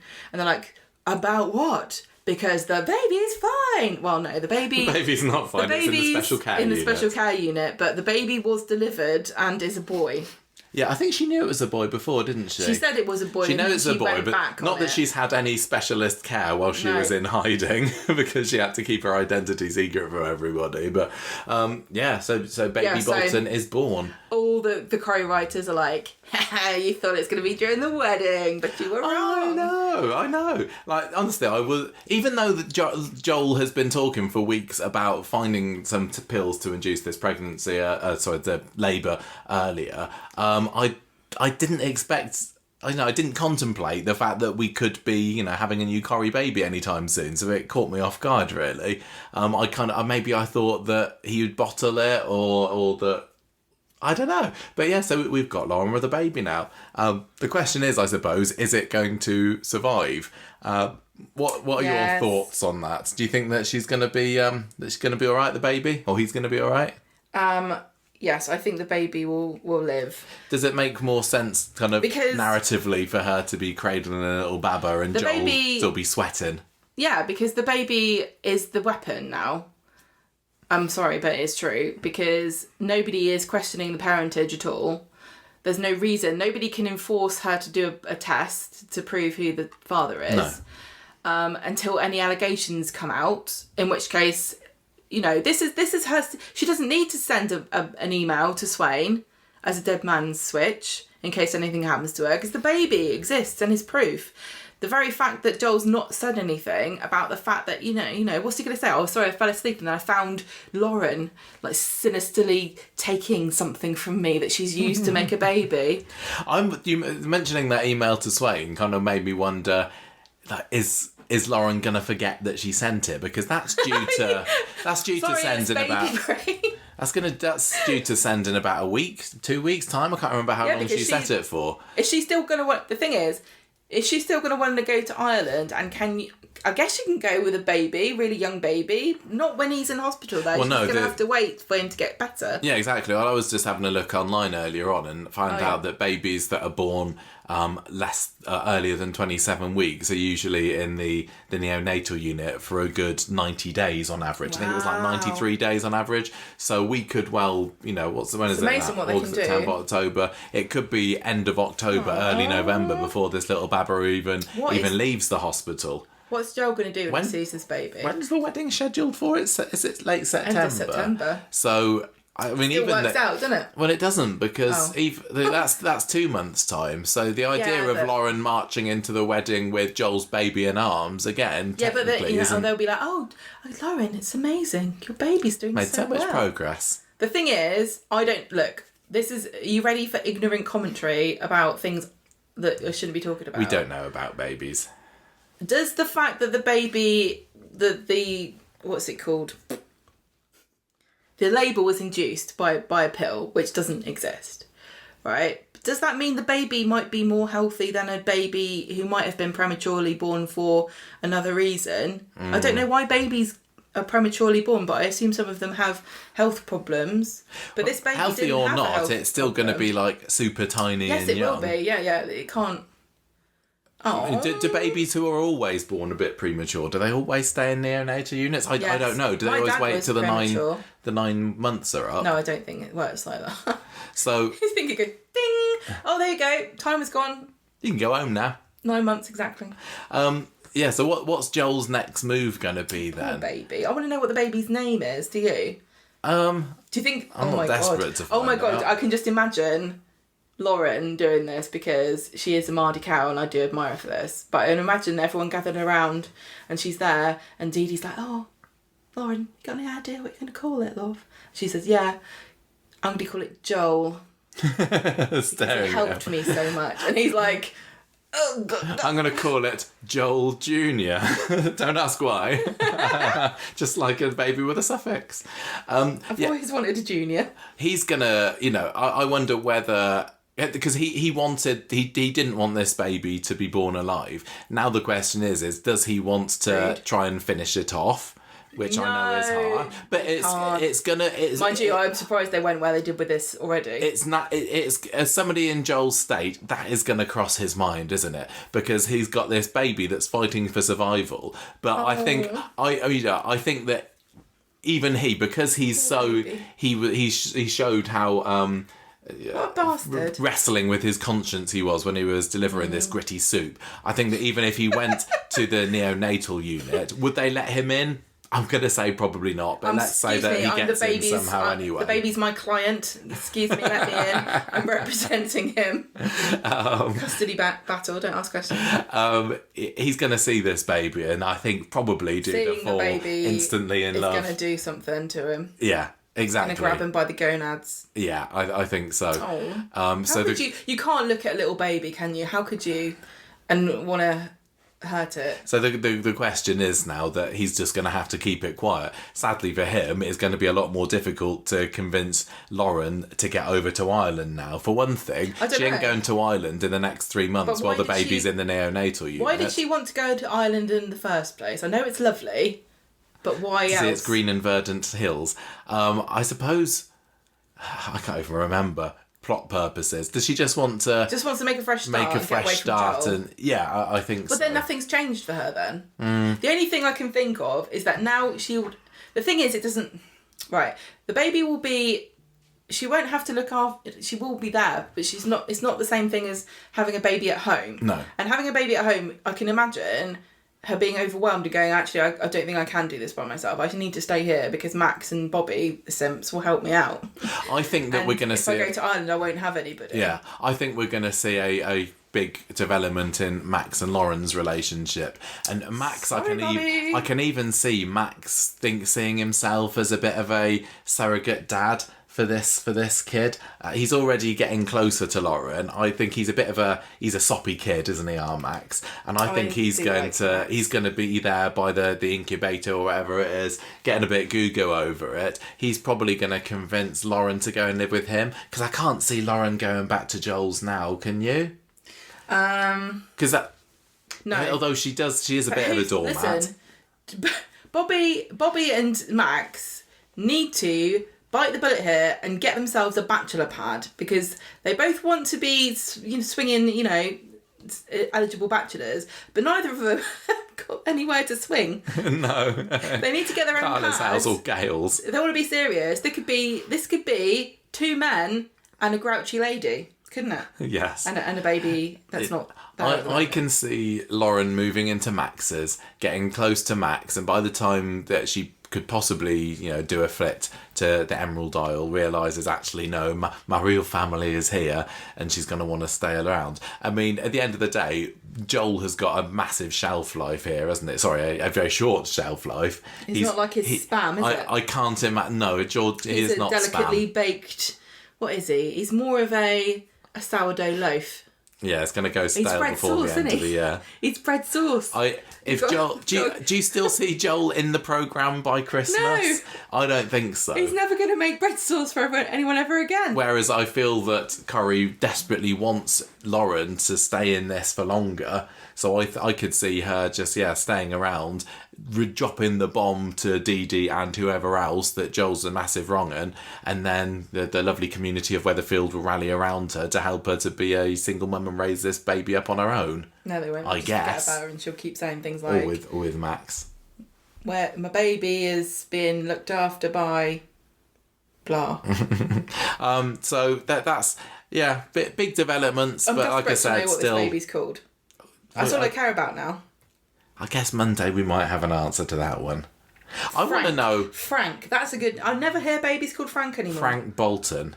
Bolton, brilliant. That sounds like a classic Corrie name from the 60s, doesn't it? Yeah, Frank Bolton. He was a cellar man back in the day under Annie Walker. I want to know. I'm thinking about Reese here. He's a granddad now. Is he going to find out about this? I hope so. What does he think about it? Check Twitter. We can find out. Yeah. Okay, so... I'm sorry. The biggest shock of this week... Don't forget the baby. Forget Max and Bobby still being thirsty. Forget Joel going through with his plan. The biggest shock for me is Maeve's real. I'm not going to get over it. I'm mad.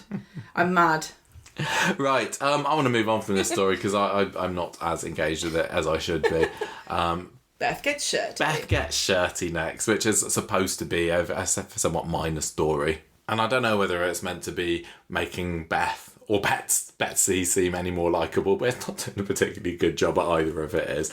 But yeah, so Beth reminds us all this week that she and Kirk aren't married. And this is very much in the same vein as we got with Sally and Tim when they had their whole bigamy story. And then they still carried on living with each other. Sally was still Sally Metcalf. And then a couple of years later, they realised, oh, you know what would make a good story? If they get married again, that'll bring the ratings up. And now I guess they're doing it with Kirk and Beth. Had you remembered that they were still not technically married? I don't... I think I thought that they'd maybe just like gone off and done it in the register office. Even ones that are married, I forget. Because sometimes I forget they're going out with each other. It's been 8 or 9 years, I think, since the whole bigamy reveal came out.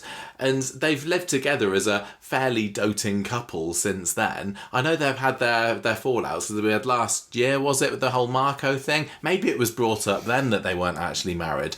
But I would say, in real life, a couple that are supposedly so close to each other as these two are, and they valued their marriage. I know Beth didn't necessarily because she neglected to tell him that she was also married to Daryl at the same time. I just would have thought that they would have wanted to do this rather than leaving it 9 years to get back to how they were. I don't know, maybe that's just me. But anyway, she's saying to Craig on Monday, look, have a bit of cash in an envelope, look after it because I'm squirreling it away so I can buy Kirky a special treat. Later on, we have a scene in the factory, which we get to see Dirk's locker. I was very pleased with this. That was your highlight of the week was seeing Maeve. No, it wasn't. Oh no, that was your low light. That was your notable moment of the week. That was my, you've ruined my life moment.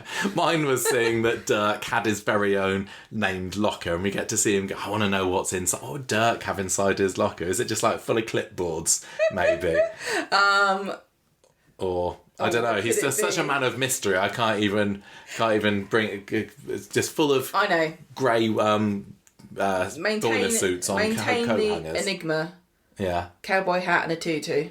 Maybe it is. You can't tell anything from that. Maybe it is. But he's got a couple of photos on there. And one of the photos, because I was texting Adam Blease about this the other day, who plays Dirk, and I said, who's on the photos? So I couldn't tell, and it was all the other... background artists. Nice. The other non-speaking extra factory girls. They have their own life, you know. But they don't have their own lockers. Dirk is at the top of the pecking order there. They're unproblematic heroes, these people. They don't have any drama in their lives. They're not interesting at all. They just go to work, keep their mouths shut. That's the most important thing. Go home and have a nice evening, relax.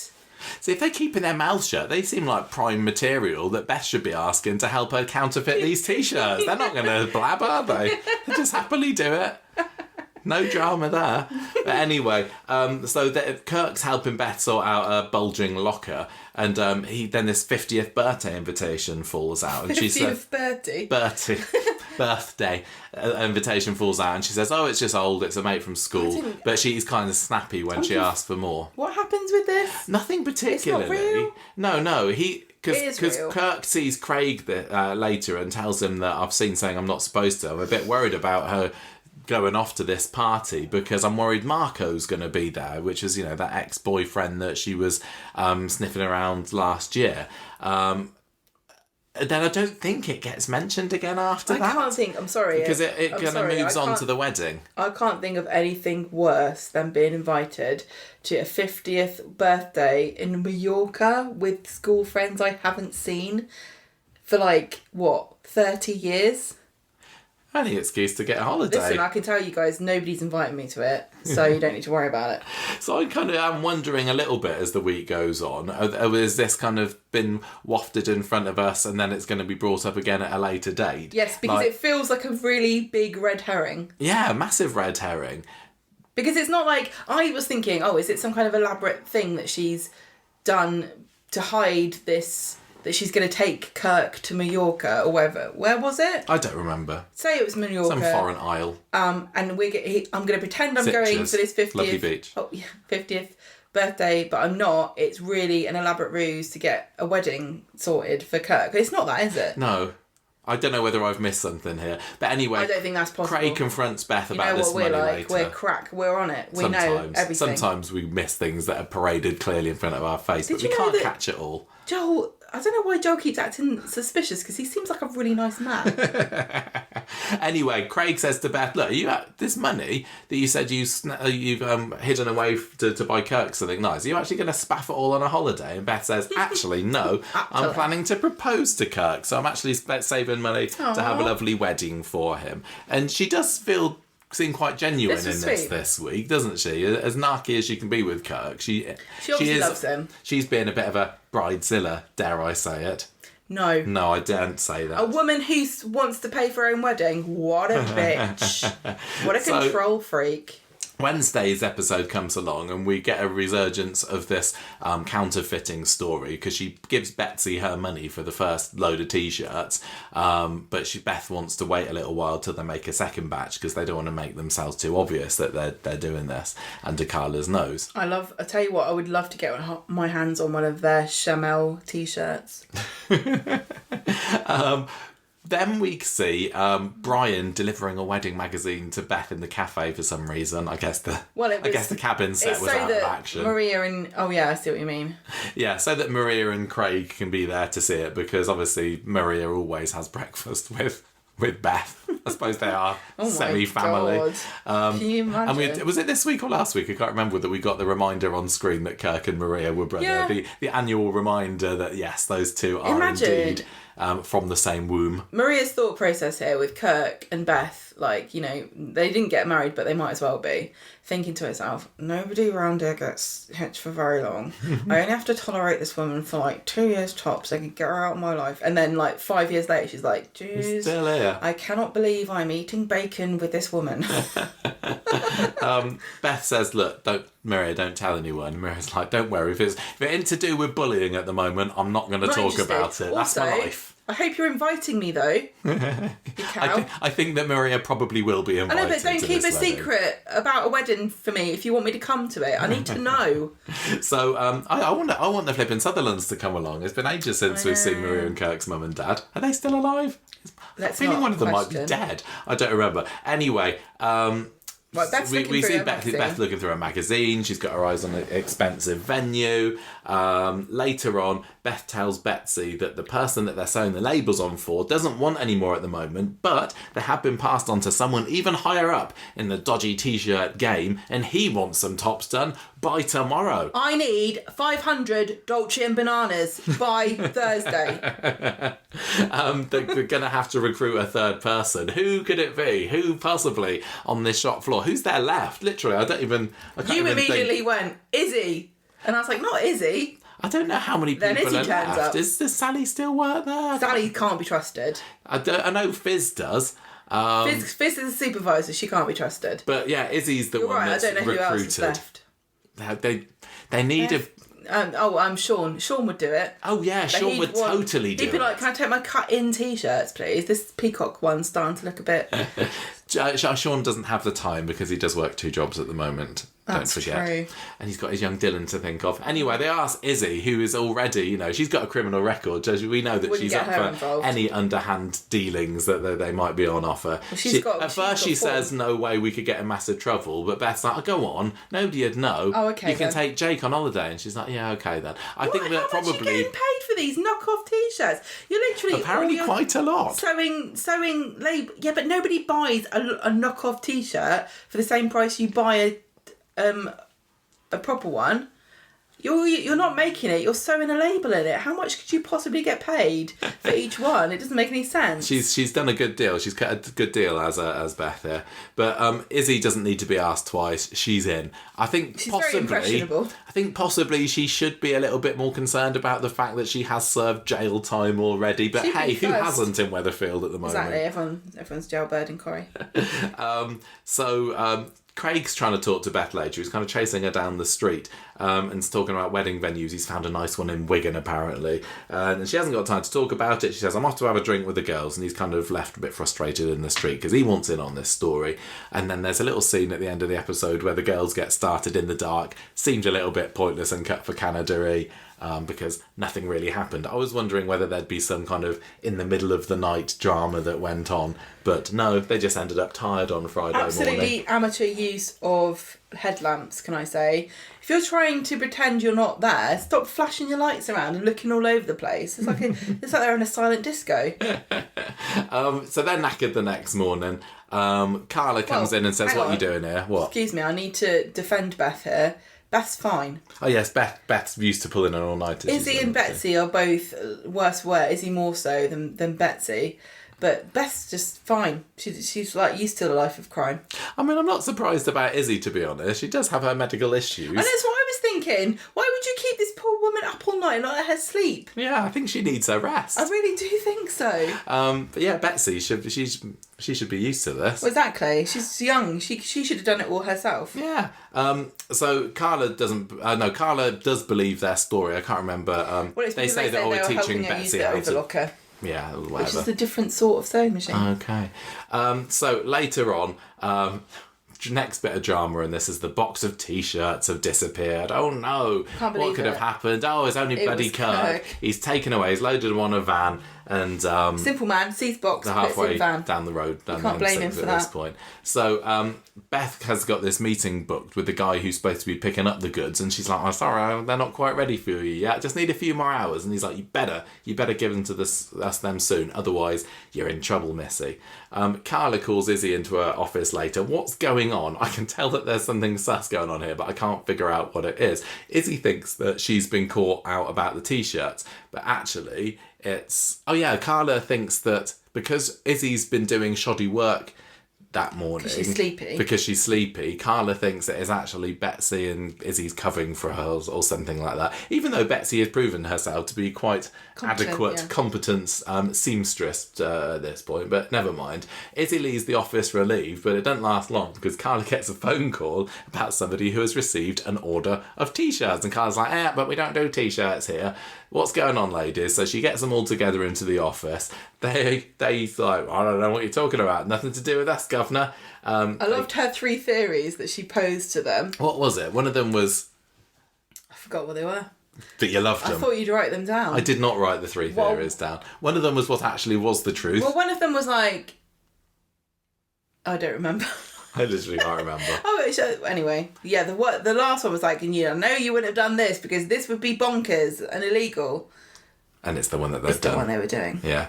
So Carla continues to turn the thumb screws on them, which gets Beth narked, tells her to stuff her job, stomps out. And we don't get to find out any more that happened to Izzy and Betsy. Izzy and Betsy's still there. Yeah, but Beth at the end of the episode is having a hush-hush phone call to this guy, in the corner of the pub with Kirk mere meters away.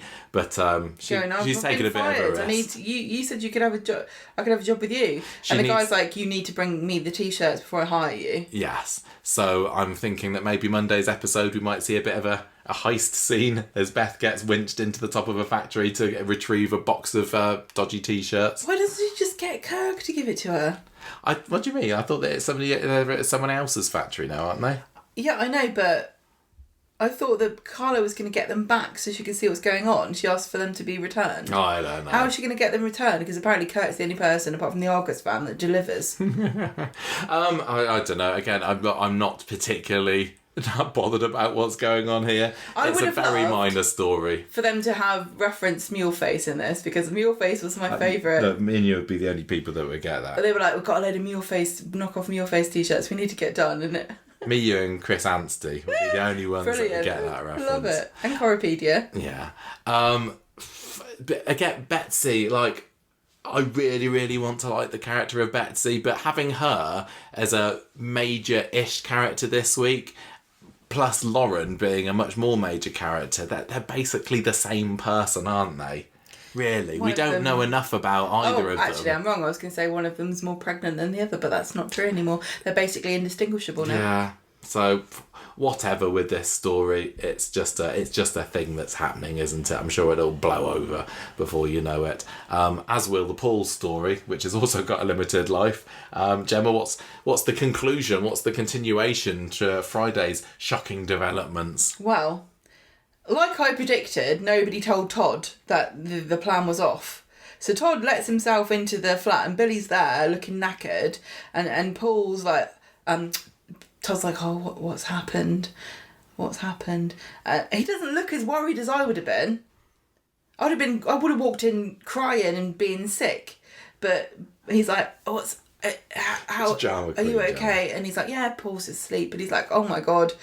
Didn't go through with it. So Billy realises Todd knew something about this, and Todd confirms, yeah, I thought that Paul was gonna end things, and he says he was going to, but then got babysit, so it'd be rude to, and he's planning to do it, but I don't know when. He's still got the plan, and so Todd's like, I was disappointed we didn't get more Todd this week, considering how last week kind of set him up as being, a bit of a co-conspirator in Paul's early demise, and a fairly important part of this. He kind of, disappeared off the face of the earth after this scene, didn't he?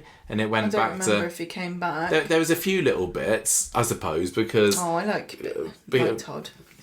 Yeah, anyway. I wish that they'd involve him more. I thought that last week was going to be the opportunity, but okay. It is not. Billy and Paul alone later, and Billy's saying, look, we need to be clever about this. We need to...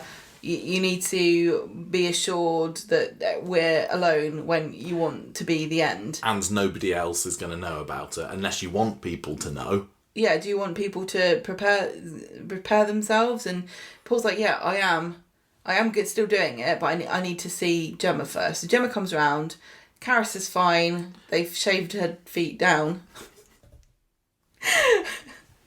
Gemma, you're so harsh. I would never say such a cruel thing about Karis's massive feet. She has a cup of tea and she's going to head off, and Billy tries to delay her, but she's like, I've got lots to do, I've got 5 kids. I feel for Billy during this, because he just like... Paul could be have his finger hovering over that exactly. Oh happy day button at any second. He's like a hostage to Paul's wishes, and that's no knocking off Paul here, but it is like living your life ready for like a nuclear bomb to go off. Yeah. And you don't know when it's going to happen.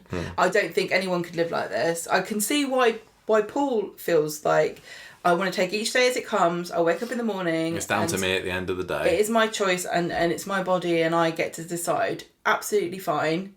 But not to live with that, not knowing if this day is going to be the last day you see the most important person in your life who you love the most. That's like horrific.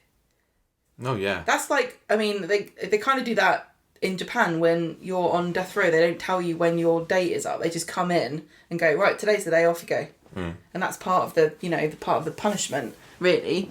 But Billy's not done anything wrong apart from killing one woman once. For God's sake, keep holding it over him. Right, so Billy, yeah, so he wants to speak to Gemma, does Paul, and he tells her, thank you for making me an uncle. And she's like, yeah, fine, well, I mean, it kind of happened by accident. Summer and Ashley come back from their night out, because she's been treated to a nice hotel, hasn't she? Summer gets a shocking text. What was this? I don't know. Oh, Felix has dumped her. Yeah. I can't believe this. I loved Felix. Yeah, at least he got his water bottle got a little mention, didn't it? Yeah, so... Yeah, Paul had a little phrase loaded up on his eye gaze about saying what a tool he was, didn't they? I never liked him or his stupid water bottle. Yeah. Billy's like going, are you going to just, is tonight the night? And he's like, no, I'm not ready yet, but soon. And Summer comes in going, oh no, Felix has dumped me, wow. Well, no, first Summer comes in and she's looking upset, and Billy thinks that she's been talking to Todd and has found out about what's been going on with Paul. So later on in the scene, he's like, she says, well, what did you mean? Have I been talking to Todd? What's going down here? But later on, it just kind of gets blown away with Todd saying, "Oh, I'd heard about Felix's relationship status online, so that was all that was." It was a bit of a something of nothing. Yeah. Felix, yet another character like Moses, just to come in for a couple of episodes and then disappear off again. Yeah. Just to occupy us for a little while we're in between big story beats. The big thing on Monday was Paul telling Billy that he's decided to stay around until his birthday at least. 24th of August, for anyone that hasn't looked this up yet, I think. Billy's pleased to hear it, because it sounds like he's maybe changing his mind, and Paul doesn't really want to talk about it, he's too tired. And he then writes this big speech that the eye gaze has to read out to Billy, and basically it boils down to he has decided that there's always something around the corner for him that makes it worth staying. Like, maybe my body's past its sell by, but in my mind, I'm still free, and I want to stay for everybody, my family and my friends and you. I'm never going to be ready to say goodbye. I want to go on living as long as I can and let nature take its course. And this was so sad and touching. It was sweet. It was happy. I was thought really, this was wonderful. I was and this so is what happy we for said him. last week that we were expecting to happen. They couldn't repeat. I know, this. but can I just say they did such a really good job of this, and giving Paul that little speech about there's always something to look forward to. Does it not just put your life into perspective in a way where you're like, oh yeah, I'm really hot, it's 30 degrees. It's like, I know, but look at Paul. Paul's still happy. I'll remind you of that next time you moan. I know. It doesn't really help you when you are having problems with something that might be a bit trivial for somebody to go, wow, it could be worse. Yeah, I know it could be worse, but maybe just take things a bit more in your stride and focus on the good things, like, well, I don't know, it's 30 degrees, there's nothing good's happening here. Yeah, so I think that this is I'm very pleased that they've gone down this route. The question is, I suppose, like, how long now is it going to be? Is he going to die on his birthday? Because that's a bit harsh. Well, I always say, like, he didn't want to die on Chesney's birthday, but he'll happily die on his twin Gemma's sister's birthday. Yeah. No matter what happens, Michael, that birthday is going to be bittersweet for her every year. Oh yeah, Paul's that's not true. So we with might as her. well do it. Might as well. I think, why don't you do that? I think that there is not a chance that he's not going to make his birthday. I think that we'll probably have a really gut-wrenchingly sad but kind of bittersweet birthday episode with the two of them. And then, to be honest, I don't think it's going to be many more weeks after that he's going to have left. And I kind of just think, you know, there's two options really. He's either going to die there with his family all around the bed, which should be touching for this very big... Alma. Yeah, like Alma, like Sinead. Or is Billy just going to wake up one morning and Paul's gone? And in a way, I kind of wouldn't mind that, just as a bit of a change. Because okay. I think the whole bedside final moments is maybe a little bit overdone. Although I have a prediction at the beginning of the year. Once. I think I had a prediction at the beginning of the year that the little phrase that he recorded saying "I love you, Billy" was going to be the last thing that his voice machine would utter. Do you think he'll still play Happy Day? No, that's gone now. No, but just, because he likes it. Or has he ruined it I think now? he's kind of tainted that song now a little bit. As important as it is because of their wedding, I can't remember. That's like what we all did with the Robin Hood song. When was their wedding anniversary? Playing that over and over again. Can you just have a look up what the date was that Billy and Paul got married last year? Because it makes me wonder whether it's going to be on their wedding anniversary that he kicks the bucket. Just if we want to... Because it often does happen, something big happens on a particularly important or notable date in Coronation Street.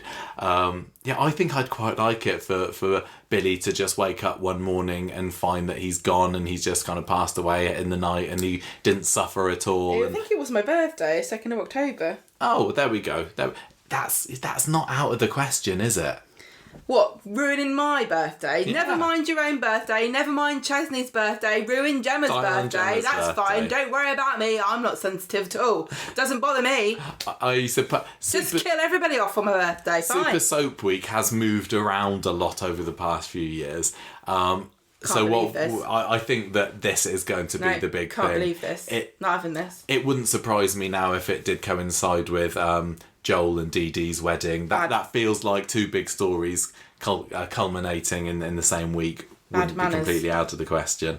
So anyway, continue. Sorry, what's happened for the rest of the week? No, go for it. You got to do it. On Wednesday, Paul Paul's got a headache. Don't just read my notes. But I don't get it. So what? Billy tries to put up for meeting. I write down things that happen on the telly, whether or not they turn into be something Billy important. comes home early and he's covered in strawberry juice, which is such a bizarre thing to be covered in. Why strawberry juice? Anyway. Who drinks Exactly. Who drinks strawberry juice? Some kind of maniac. Well, it was an old woman in the street with bad corneas. Maybe she thought she was picking up something else. Tell you what, I'm never drinking strawberry juice again if that's what it does to your eyes. Right, is this why he was inspired to give up his corneas? Yes. Really? Yes. I thought he was just fixated on something. No. Right, anyway, so he's talking about, my shirt's ruined now. And so later on, Paul tells Billy, I want to be on the organ donor list, and Billy's like, I don't know if you can be, but what a nice idea. And Paul says, well, my eyes are fine, why don't we give it to that lady? And she's like, I'm not sure really we can be that specific about it. Bernie's freaked out about this, and she reacts badly. She doesn't want to hear about it. Yeah, she says on Friday's episode, like, I don't like the idea of planning for after you've gone, but I still got the impression she was just a little bit squeamish about it as well. Yeah, which isn't, it's not a wrong reaction to have. Some people will be. It's all very easy to say, oh yeah, I'm on the organ donor list. That's fine. Yeah. Oh, everyone should be on the organ donor. Aren't you on the organ donor? Yeah, I am. Yeah. I'll give anything. But when it's actually a probability that it will happen in the next 6 months. Yeah. And also, she's made this body of her own body. This is her child. Imagining him dying and then pieces of him being taken away is quite traumatic. And I know that some people find comfort in that, and I'm sure that Bernie eventually will come around to it, but it's an incredibly affronting thought to just be... She was kind of ambushed with it, you know? She's just trying to make the best of the day she's got left with her son, and the next minute he's talking about having his eyes pulled out. Yeah, I didn't... It's a bit visceral. The eyes are one of those things that humans get weird about. They get weird to the soul. It's just it's one of the only organs you can see. Out of. No, but listen, I can see your eyes. I can't see your heart. I can't see your lungs. You can donate all those things. You can donate bits of skin, yes, but people don't think about that.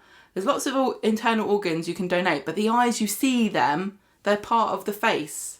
Can you see my point? Oh yeah, of course. It makes me wonder. Like, I assume. Oh no, we find out in today's episode that he can't donate them to a person, can they? But they can donate them to medical science, basically to the MND people. But before we were told that, I was thinking, are they going to donate it to a character who would then turn up, and then somebody like Bernie would be looking into this other character's eyes, and it'd be like looking into Paul's eyes. I know I've seen all these very touching videos with people listening to the heart of their loved one in someone else's body, and it's a bit like it makes me cry. It's sad. Who was it? Was it Peter's liver donor coming onto the scene? It was a little bit like that, wasn't it? And saying that this chap's liver was still living on in Peter. I don't think it was his liver.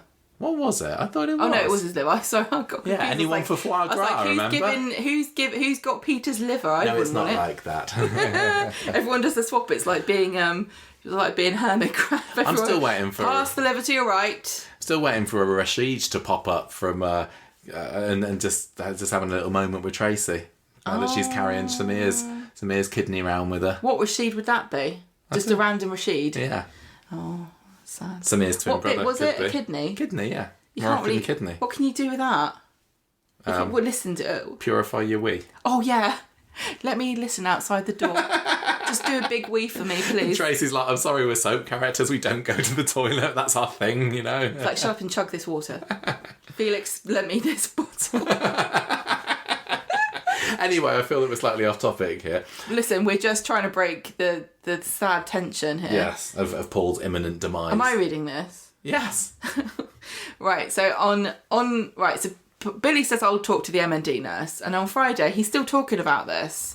He's really fixated on it. Yeah. And he asks Asher, and he's a bit like, okay, that's weird. You're a medic now. You know everything about medicine. And anyone who's done anything to do with medicine knows that this is what happens to you. Everyone is always saying to you, what's wrong with it? What, this doesn't bend properly? What's this lump? And so on. And now it's, what can I do with my corneas? And so she says, I'll ask. But then she tells Summer in the precinct, I didn't want to say anything. I don't think he can, because he's got a neurological condition. I hope that everything that Asher is saying in this episode is true, because I've not done any research of this myself. I did Google it, and it does depend. There are various answers, because obviously different countries have different procedures, and it, you know, it depends on when you die and how progressed you are with the disease. But in this case, we're just gonna have to go with what they said, which is no. And so Paul tries talking to Bernie about it later. She's like, I'm not listening. She turns the blender on, and he has to even shout. That was a bit rude. This was really sad. He's like trying to shout for her, and he can't speak properly. Yeah. And she's like, I'm blending this green soup that was already blended. I'm not listening to you. And so she pops back later, and she comes back in. Asher tells him that you can't do that, but you can donate your body. You can donate to M&D research, and instead of helping one person, you could help thousands of people. And Bernie is like, but Bernie comes in and he's like, I'm not talking to you, I'm still mad at you. And she says to Asher and Summer to go out so I can talk. And she says to him, I can't cope with this. It's really hard for me to listen to you talking about planning for when you're gone. I just want to think about you now and enjoy the time we have together. And he says to her, I've been thinking about what's happened. You know, I've been thinking. And then he tells her that he had this plan on Friday last episode. Oh yeah, she didn't know this, and she's like kind of shocked, because she had no idea that when she said goodbye to him on Friday, that could have been the last time that she ever saw him. But she now also knows something that she didn't know, which is that he's changed his mind and he doesn't want to take himself out. He wants to see what God wants. So he says, let's poison the fish and just get rid of this medicine down the sink. Down the drain. Joel would have been mad because he could have used that. Yeah. Probably for something. And she's really proud of him, and she washes the pills down the sink, and it's kind of symbolic, isn't it, of letting everything go for the time being. That was quite a nice moment. I did really like the fact that somebody was saying, this is freaky, I don't like talking about this, because I think we're all really pressured in a good way to donate organs and do the right thing, and sometimes it can be really hard to say, I'm going to do it, but I'm also not completely cool with this. It's kind of it's only been relatively recently that we've been automatically opted into in it. This country. So it has been a little bit of a taboo. Well, it's when you get your driver's license. So not everybody is. You have to have a driver's license, right. And when you do, they say we're gonna take all your guts out. Is that all right? And you can say yes or no. Yeah, it's a bit like. And if you say actually no, they'll probably just say, won't save you then. Yeah, fine. Won't save you in a car crash. That's the rumour. Look, I'm going to say that's a conspiracy and a rumour. I just want to point out to anybody who think that could possibly be true, that the paramedics don't even have time to look on your phone for your emergency contact, let alone going through your wallet to see whether you're donating your organs to make sure that they don't smash your heart up on the way to the hospital. I'm definitely on the side of I don't really like to think about it. Yeah, don't make me involved in the decision. That's what I always say. Don't ask me. Just do it. Don't ask me. Some people are absolutely like, oh yeah, that's fine. Whatever. I don't need it anymore. I'd love to. I'd want to help people. I don't care because I'll be dead. I'm sorry if it makes me sound like a really, really bad person, but I assume that I'm opted in now. But I just don't really want to think about it because I think that's normal. It does make me a bit squeamish. I think it's normal. I think a lot of people. I don't like how pressured people are to be okay with it. I think sometimes people who are very absolutely fine with it, and I'm not saying this is everybody, but they can be a bit virtue signally and look down on people that aren't completely 100% for it. It did kind of when Ash was like, well, you would take an organ if you needed it, so why wouldn't you give one? Because I have to be dead for that bit. I don't want that bit to happen, Asher. I thought you were going to say I have to be dead for that, bitch. Yeah, Asher. Look, we'll give it up, but we're not happy about it. That's all we're saying. Yeah. I'm not going to be looking down in from heaven going, oh, great. I'll be like, God damn it. I was using that 5 minutes ago. So I'm thinking that maybe this story's going to go a bit of a break. If we're not expecting to be saying goodbye to Paul for another 4 or 5 weeks, I think now we might have a bit of a pause. and then it's going to be ramping up to the final goodbye, where I'm imagining that we might be seeing one of those do-goodery sorts of stories. You know, like how when Jack Duckworth knew he was on his way out, he was giving money to people here and there. I think Paul's new final wish is that he says, I want to save people, I want to help people, doesn't he? So I think you've always been criticising him for being such a do-gooder. I know, I was a year and a half ago, but I think that feels like, and maybe it's a bit of an easy, obvious way to do it, but to have him do a few nice last final acts before he finally croaks would be a suitable ending. Well, he has to croak Paul. first. I know. Listen, if you find... But he might do other nice things. Finding purpose in doing this is one of the most wonderful things. If this is how you feel, if this is really going to make Paul feel at peace with his decision and moving on to another world, if this is what makes him happy, then I think that is one of the most beautiful things. I'm a selfish cow, so I'm not the same. I'm glad Bernie kind of made a comment when she had the pills, like, I could make some money out of this down the market, and I was thinking, don't do that. We do not need another story, another stolen laptop story. Let's just make this about Paul now. There's only a few weeks left. Maybe, we assume. Surely. It looks like the writing is definitely on the wall here. So I'm looking forward to seeing how it concludes, as horrible as it will be. And it goes without saying, but still, I feel I need to say this every week, but bloody hell, isn't Peter Rash amazing in this? Just definitely. So good. And I'm really loving how they're kind of mixing between him getting a few words out where he can here and there when it's shouting to punctuate at Bernie it. when she was blending stuff.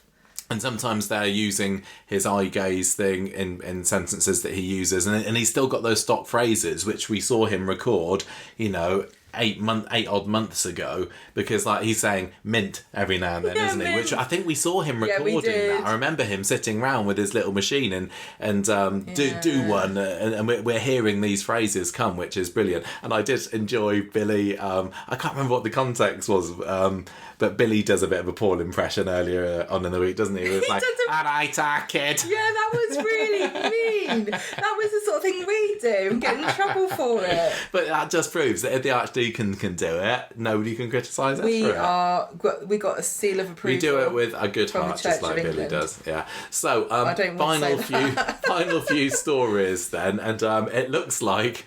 And I'm really mad about this because how long has it been since Alina was in it? Has it been 2 years or 3 years? I can't remember. Long enough to have a child that long can enough speak to definitely have. Daddy Tyrone. Dada, miss you. I think that we could be mere days or weeks away from meeting the spawn of Tyrone. Oh, do you reckon what baby would the child be the same age as? How old is Alfie? Alfie's similar age? He's 2, isn't he? Similar age then? Yeah. And we've also got the child that shouldn't have existed, Maeve. A year and a half, 2? Yeah.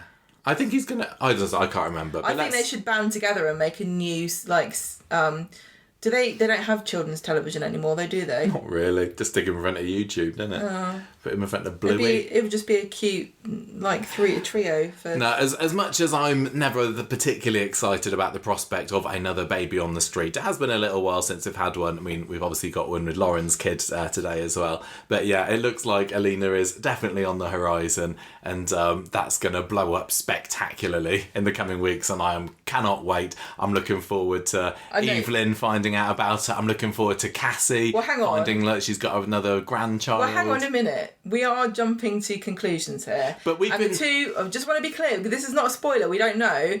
This is just a guess that Alina is coming back and she's gonna have a baby. That's just a guess. It can't not be true though. It can't not be. This was the most teased comeback. Literally, she was sitting in the airport lounge, patting her belly, and even this is why I think there was at least 1 year, maybe 2 years, this is why I can't remember how long ago it happened, that we, in our beginning of the year prediction, said, and I bet that Alina's going to turn up. Like, we thought she was going to turn up at Fizz and Phil's wedding. And then this year, we didn't predict that Alina was going to come back. And I think this is the first year that we didn't predict a comeback for Alina, and just typical. It's the one that it happens. But basically, the story goes, because we can very quickly summarise this, that there's this guy who's been charged with human trafficking involving nail salons and car washes, and his trial is going to be coming up soon. And Debbie comes bustling into the cafe with a gazette, shoves it in Fizz's face and says, well, this is clearly Alina, because it says they've got links to Romania and maybe she's going to be called for evidence. And typical. Just because you know someone from Romania doesn't mean they know everyone who lives in Romania. They don't know all the trafficked people in Romania. Just because I was human trafficked doesn't mean I know all the human traffickers. Okay, I do know that guy, yes. Okay. Rita says, Alina, she was a fiery one. She'd have the guts to stand and give evidence against this bloke on trial. I want to see if we're going to see what was her name? Rachel. She was the nail salon lady, wasn't she? Whether she's going to turn up again as well, I don't know. But basically, I think by the end of the week, Fizz makes crispy pancakes and smiley faces and beans, which sounds all right to me, except I'd rather have peas. Well, I want the beef ones. Now, see, I always had the cheese crispy pancakes. What's in that? Just cheese? Just cheese. I don't think we ever had the beef crispy pancakes when I was little. That was like classic 90s, 80s grub, wasn't it? Like, we never crispy had that. Pancakes, Bernard Matthews Golden Drummers, mini Kievs. That's the trifecta I don't think we had that. My childhood easy in the oven scran. And I thought it was a wonderful reference. You had your Marvel references in Deadpool and Wolverine. I had my reference to Finder's crispy pancakes. We only ever started eating them when we went to university, and we lived up the road from an Iceland, and always used to buy... we did eat them at university as well, didn't we? We used to buy fill your freezer, 5 items for £5, and I used to buy like those hideous Bernard Matthew turkey joints and Finder's crispy pancakes. I mean, we haven't had crispy pancakes in 20 years. Probably. I think I know what I'm going to ask you to get in the shopping next week. I definitely made you one, not like within the last decade. Did you? Yeah. Anyway. I'm not putting the oven on.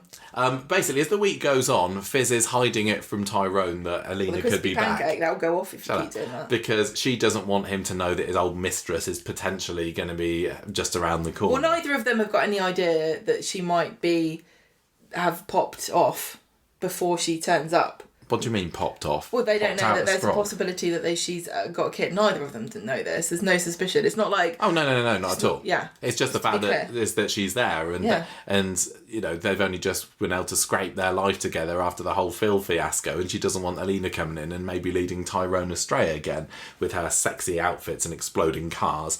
But anyway, she tries to tell him at one point when she's making these crispy pancakes, but he'd just rather go and have a power nap as well, even though the dinner's only going to be 20 minutes power nap. That is a proper power nap, though. Yeah. I'd just be grumpy. Totally. But then you'd have a crispy pancake to Maybe that's what Kev's been. He's been having 20-minute power napping his way through life. Yeah, and just turn him into a massive crank. Anyway, Hope realises after a conversation with Kirk and Maria, and also Hope nagging on, that maybe she should get a holiday for the Dobbs. And I don't know whether I was only kind of half listening to this because this was like a D-tier story. I quite enjoyed it because I love all the characters, but I wasn't supposed to be paying too much attention. Is Fizz trying to arrange a story? A holiday. Is she trying to arrange herself a story for herself? Because she's been back off her maternity leave for like 5 months now. We've hardly seen hiding the hair of her. Is her idea to get them away on holiday whilst Alina is on trial? Oh, maybe. So that... is that supposed to be obvious? I think she did say that, actually. I'm dredging something from my memory here. Yeah. So she decides that she's going to go on holiday. To Barmouth, not Bournemouth. Yeah, Barmouth, which is... Where do you say? South Wales? Yeah, no, North Wales. North Wales. Tyrone's not exactly doing cartwheels over there.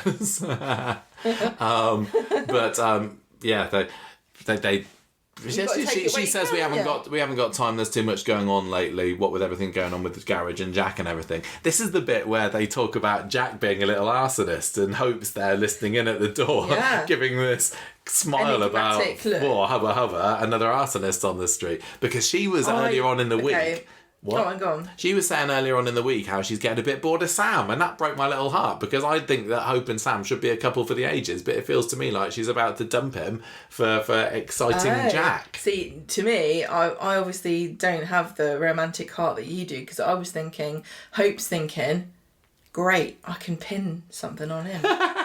Set fire to something and say Jack did it. Yes. No, because she'd been bizarrely hanging around Jack, hadn't she, the last couple of weeks, when I don't think she'd had anything to do with him. That's true. And the fact that they got this line in about, Sam's, he's always buried himself into a book.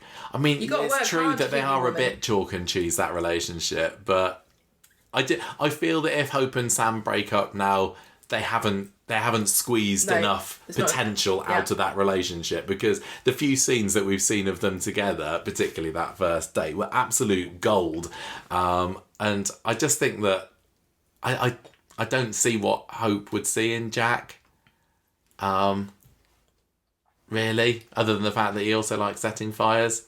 Sam's more interesting in character. That was all, really. And we also had that lovely scene at the end of Wednesday's, or was it Monday's episode? I can't remember, where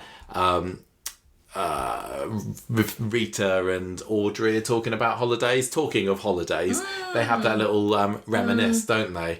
Which is, I'm kind of hoping is going to be something, but it clearly isn't. They had a little unnecessary scene, cut for Canada, where Rita and Audrey were... reflecting back, because Audrey didn't go on the holiday, did they? To the famous holiday, was it Tenerife? No, it wasn't.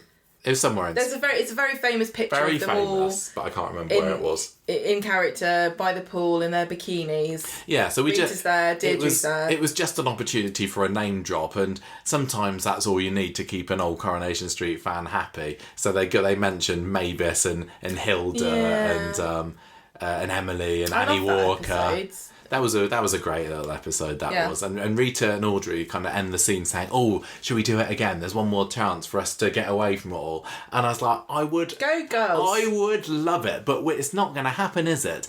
Corrie are not going to cough up the location budget to send the Wrinklies over to Timbuktu for a little special episode. It's not. I would love them to do that, though. And the last thing I want is them posing in their bikinis in front of the volume wall as well. For goodness sake. What? Okay, I'm just saying, right. I would love nothing more than to get Rita and Audrey and Ken and who else would go along with them. Evelyn on a holiday. That would be brilliant. New plan, everybody. We're doing a GoFundMe to sponsor a location trip, because then we can go as well. Yeah. It's been... Where do you think they should go? It's been so long. It's been about 15 years since Corrie's filmed abroad. And back in the, late...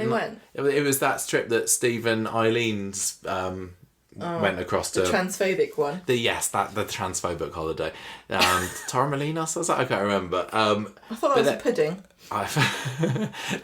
They haven't been abroad since, and it used to be in there was a stint in the late 90s, early 2000s. They were bobbing off to France just a drop of a hat, doing their DVD specials to Africa and Romania. They could go back in time and take that money and put it in an ISA sensibly. Yeah, because they'd be drawing income from that now. Yeah, they've done that. Finally, we had the Institute story, which was do you want to just give us a quick summary of what happened here? Amy's going on retreat, isn't she? Yeah, she's going on holiday. She's used Deirdre's money.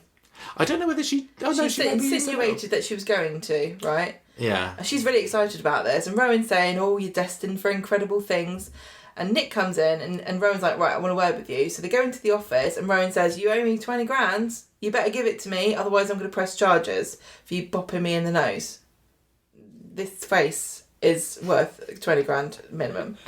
So later on, Rowan tells Leanne, when he gets back from the retreat, got to have a word with you. I'm not going to tell you now. Rowan's got quite a good deal going on here, hasn't he?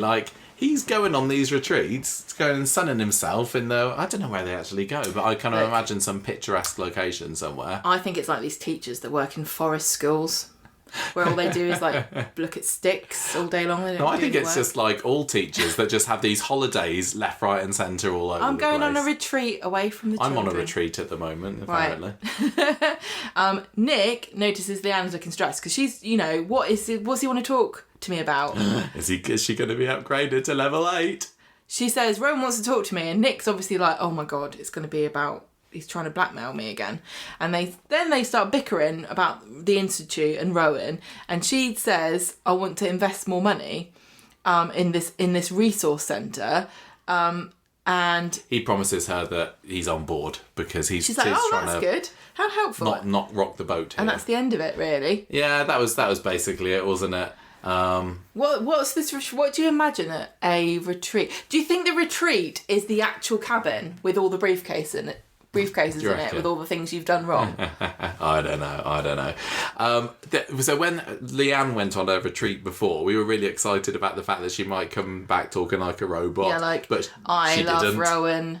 She came back to be happy. She came back to Simon leaving, and then she was kind of Mardy. ripped back into reality. Yeah. I still don't think that Amy really seems to be the sort of person that would be taken in by this, but I don't know. Look, you can't say that about a cult. I guess she's just... Anyone. She's going to be fairly... You could be in a cult now and not even know. And convinced when she gets back. Anyway, that was it. Do you do Zumba? Because that's a cult, yeah. Right. Yeah, right. That was it for this week's Coronation Street. And even though I found it somewhat on the dull side, I think we managed to get a fairly nice chat out of it this afternoon. Because we're doing it early. Yeah. I can't score it highly though. There wasn't anything that really, really got me hooked and eager to find out what happened next, and it kind of felt like it was plodding along a bit for me. This was a solid week. I give this week 3 one-woman hidden camera shows. 3,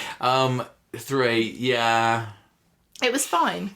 There were some good bits. I do think it's a shame that it was a 3 when some kind of really big things happened, but in Corrie, something big happens every week. I think the big things happening just kind of rescues it for me as well. This could have very easily been a 2.5. I don't know. Maybe I will give it a 2.5. Maybe I will. Because I just seem to... I don't think have a huge range in my scores. I'm going to do it. I'm going to give it... I'm going to give it 2.5 B&Bs in the sky out of 5, which is apparently where Paul's going to be checking into once he's over. Character of the week this week. Gosh, I do not know. This was hard. This is hard. It was hard because it was a week of characters that I'm not mega invested in. It's always really difficult to pick a main character in a week where the main story didn't do it for you. So the main story this week was the Stefan Brent being burned alive, but not quite. Yeah, I mean... And nobody really filled themselves with glory on that one. No, Abby didn't because she was lying to the police. Kevin certainly didn't because he was unasked to Abby. Joel was obviously clearly a bit of a wrong-un this week. I can't give Lauren was Mardy Mare, so was Beth, so was Betsy, so was Carla. What about the baby? I'm not going to give it to the baby. The baby gets it for me. Yeah. I might, considering that she missed out on it last week and she was still pretty good this week, I think that I might give her old Debbie Webster my character of the week this week because I do love her. She was fantastic last week. Everything she does, I'm just like... She was ace this week as well. I think that she's got her head screwed on where Kevin's just being an arse to everybody. Abby is trying her best but sometimes doing the wrong thing. I think Debbie is there as a bit of a linchpin in the family to keep them all in the straight and narrow. It was the lovely dad. Auntie Debbie, and she was a responsible adult. What more do you need? Their dad did this to them. What's his name? Bill did this by making Debbie, when they were children, when the mum went, Debbie had to do everything. And she died, yeah. When she died, I couldn't remember what happened. When the mum died, it was down to Debbie to wash the pants and peel the potatoes. And that's why Kevin never learned. And that's why Debbie is so responsible and it's got her head moulded her screwed on. into the woman that she is Exactly. today. That's why I say to everybody who's got children, you must make sure that at least one of the parents is killed at a very young age to teach the children some kind of responsibility. And who knows, if both of you are dead, your kid could be Harry Potter. Well, they are. I'm just saying. They're putting that into practice in Corrie right now, aren't they? They're killing off all the mums. All the mums get if Alina killed. comes back to, in the next couple of weeks, she better be looking over her shoulder because she could be dead by this time in a month if she goes down the way of all the others. Alina really needs to watch her back. She does. She's coming back, presumably with Tyrone's child. Young, beautiful, mother, Coronation Street, those things do not go together. And if she's going to be testifying in court against these Romanian wrong-uns, then she's going to have some people coming after her, leaving Tyrone with the child. It's like, it writes itself. Imagine imagine if that picture she made was a macabre prediction of her fiery demise. Car exploding and killing beautiful young mother Alina Pop. Literally, we are assuming, because it seems like very, very obvious that she's going to be back in the next week or two with a baby. Do you think that Tyrone's gonna want anything to do with it? Is it gonna cause ruptions? Well, he's too nice. I think he'd be like, "Oh, I've got to raise it." I think he is. I think he's gonna feel the weight and of also, responsibility. Fizz is too nice too. Fizz would be like, "Oh, Tyrone." Yeah, actually, you are absolutely right. Fizz to me doesn't seem like the sort of person wouldn't that's hold going it to be against the Tyrone. If you child. dare have anything to do with that child, that's me and you over. Fault. No, and I think maybe, Ruby thinking that she would have another little sister or brother. Hope would set fire to it. I'm hoping for a brother. Hope setting fire to it. Yeah, so Hope didn't need any other kids. And she's going to say Jack did it. Well, she nearly tried. That's my prediction. She did try to kill the other fire one. to Alina before. Yeah.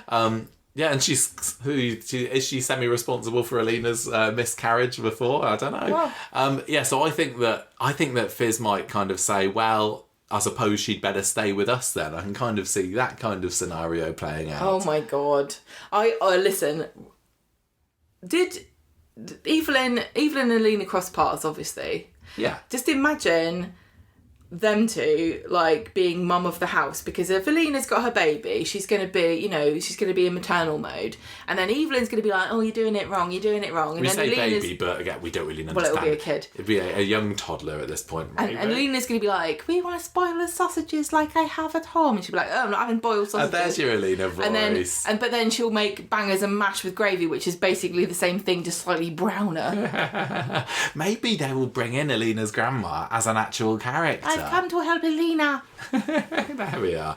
A little sneak preview for next week or whenever it is that she's going to be popping back. I've got to help her because I've seen your children you've raised here, and I don't think you're very good at it.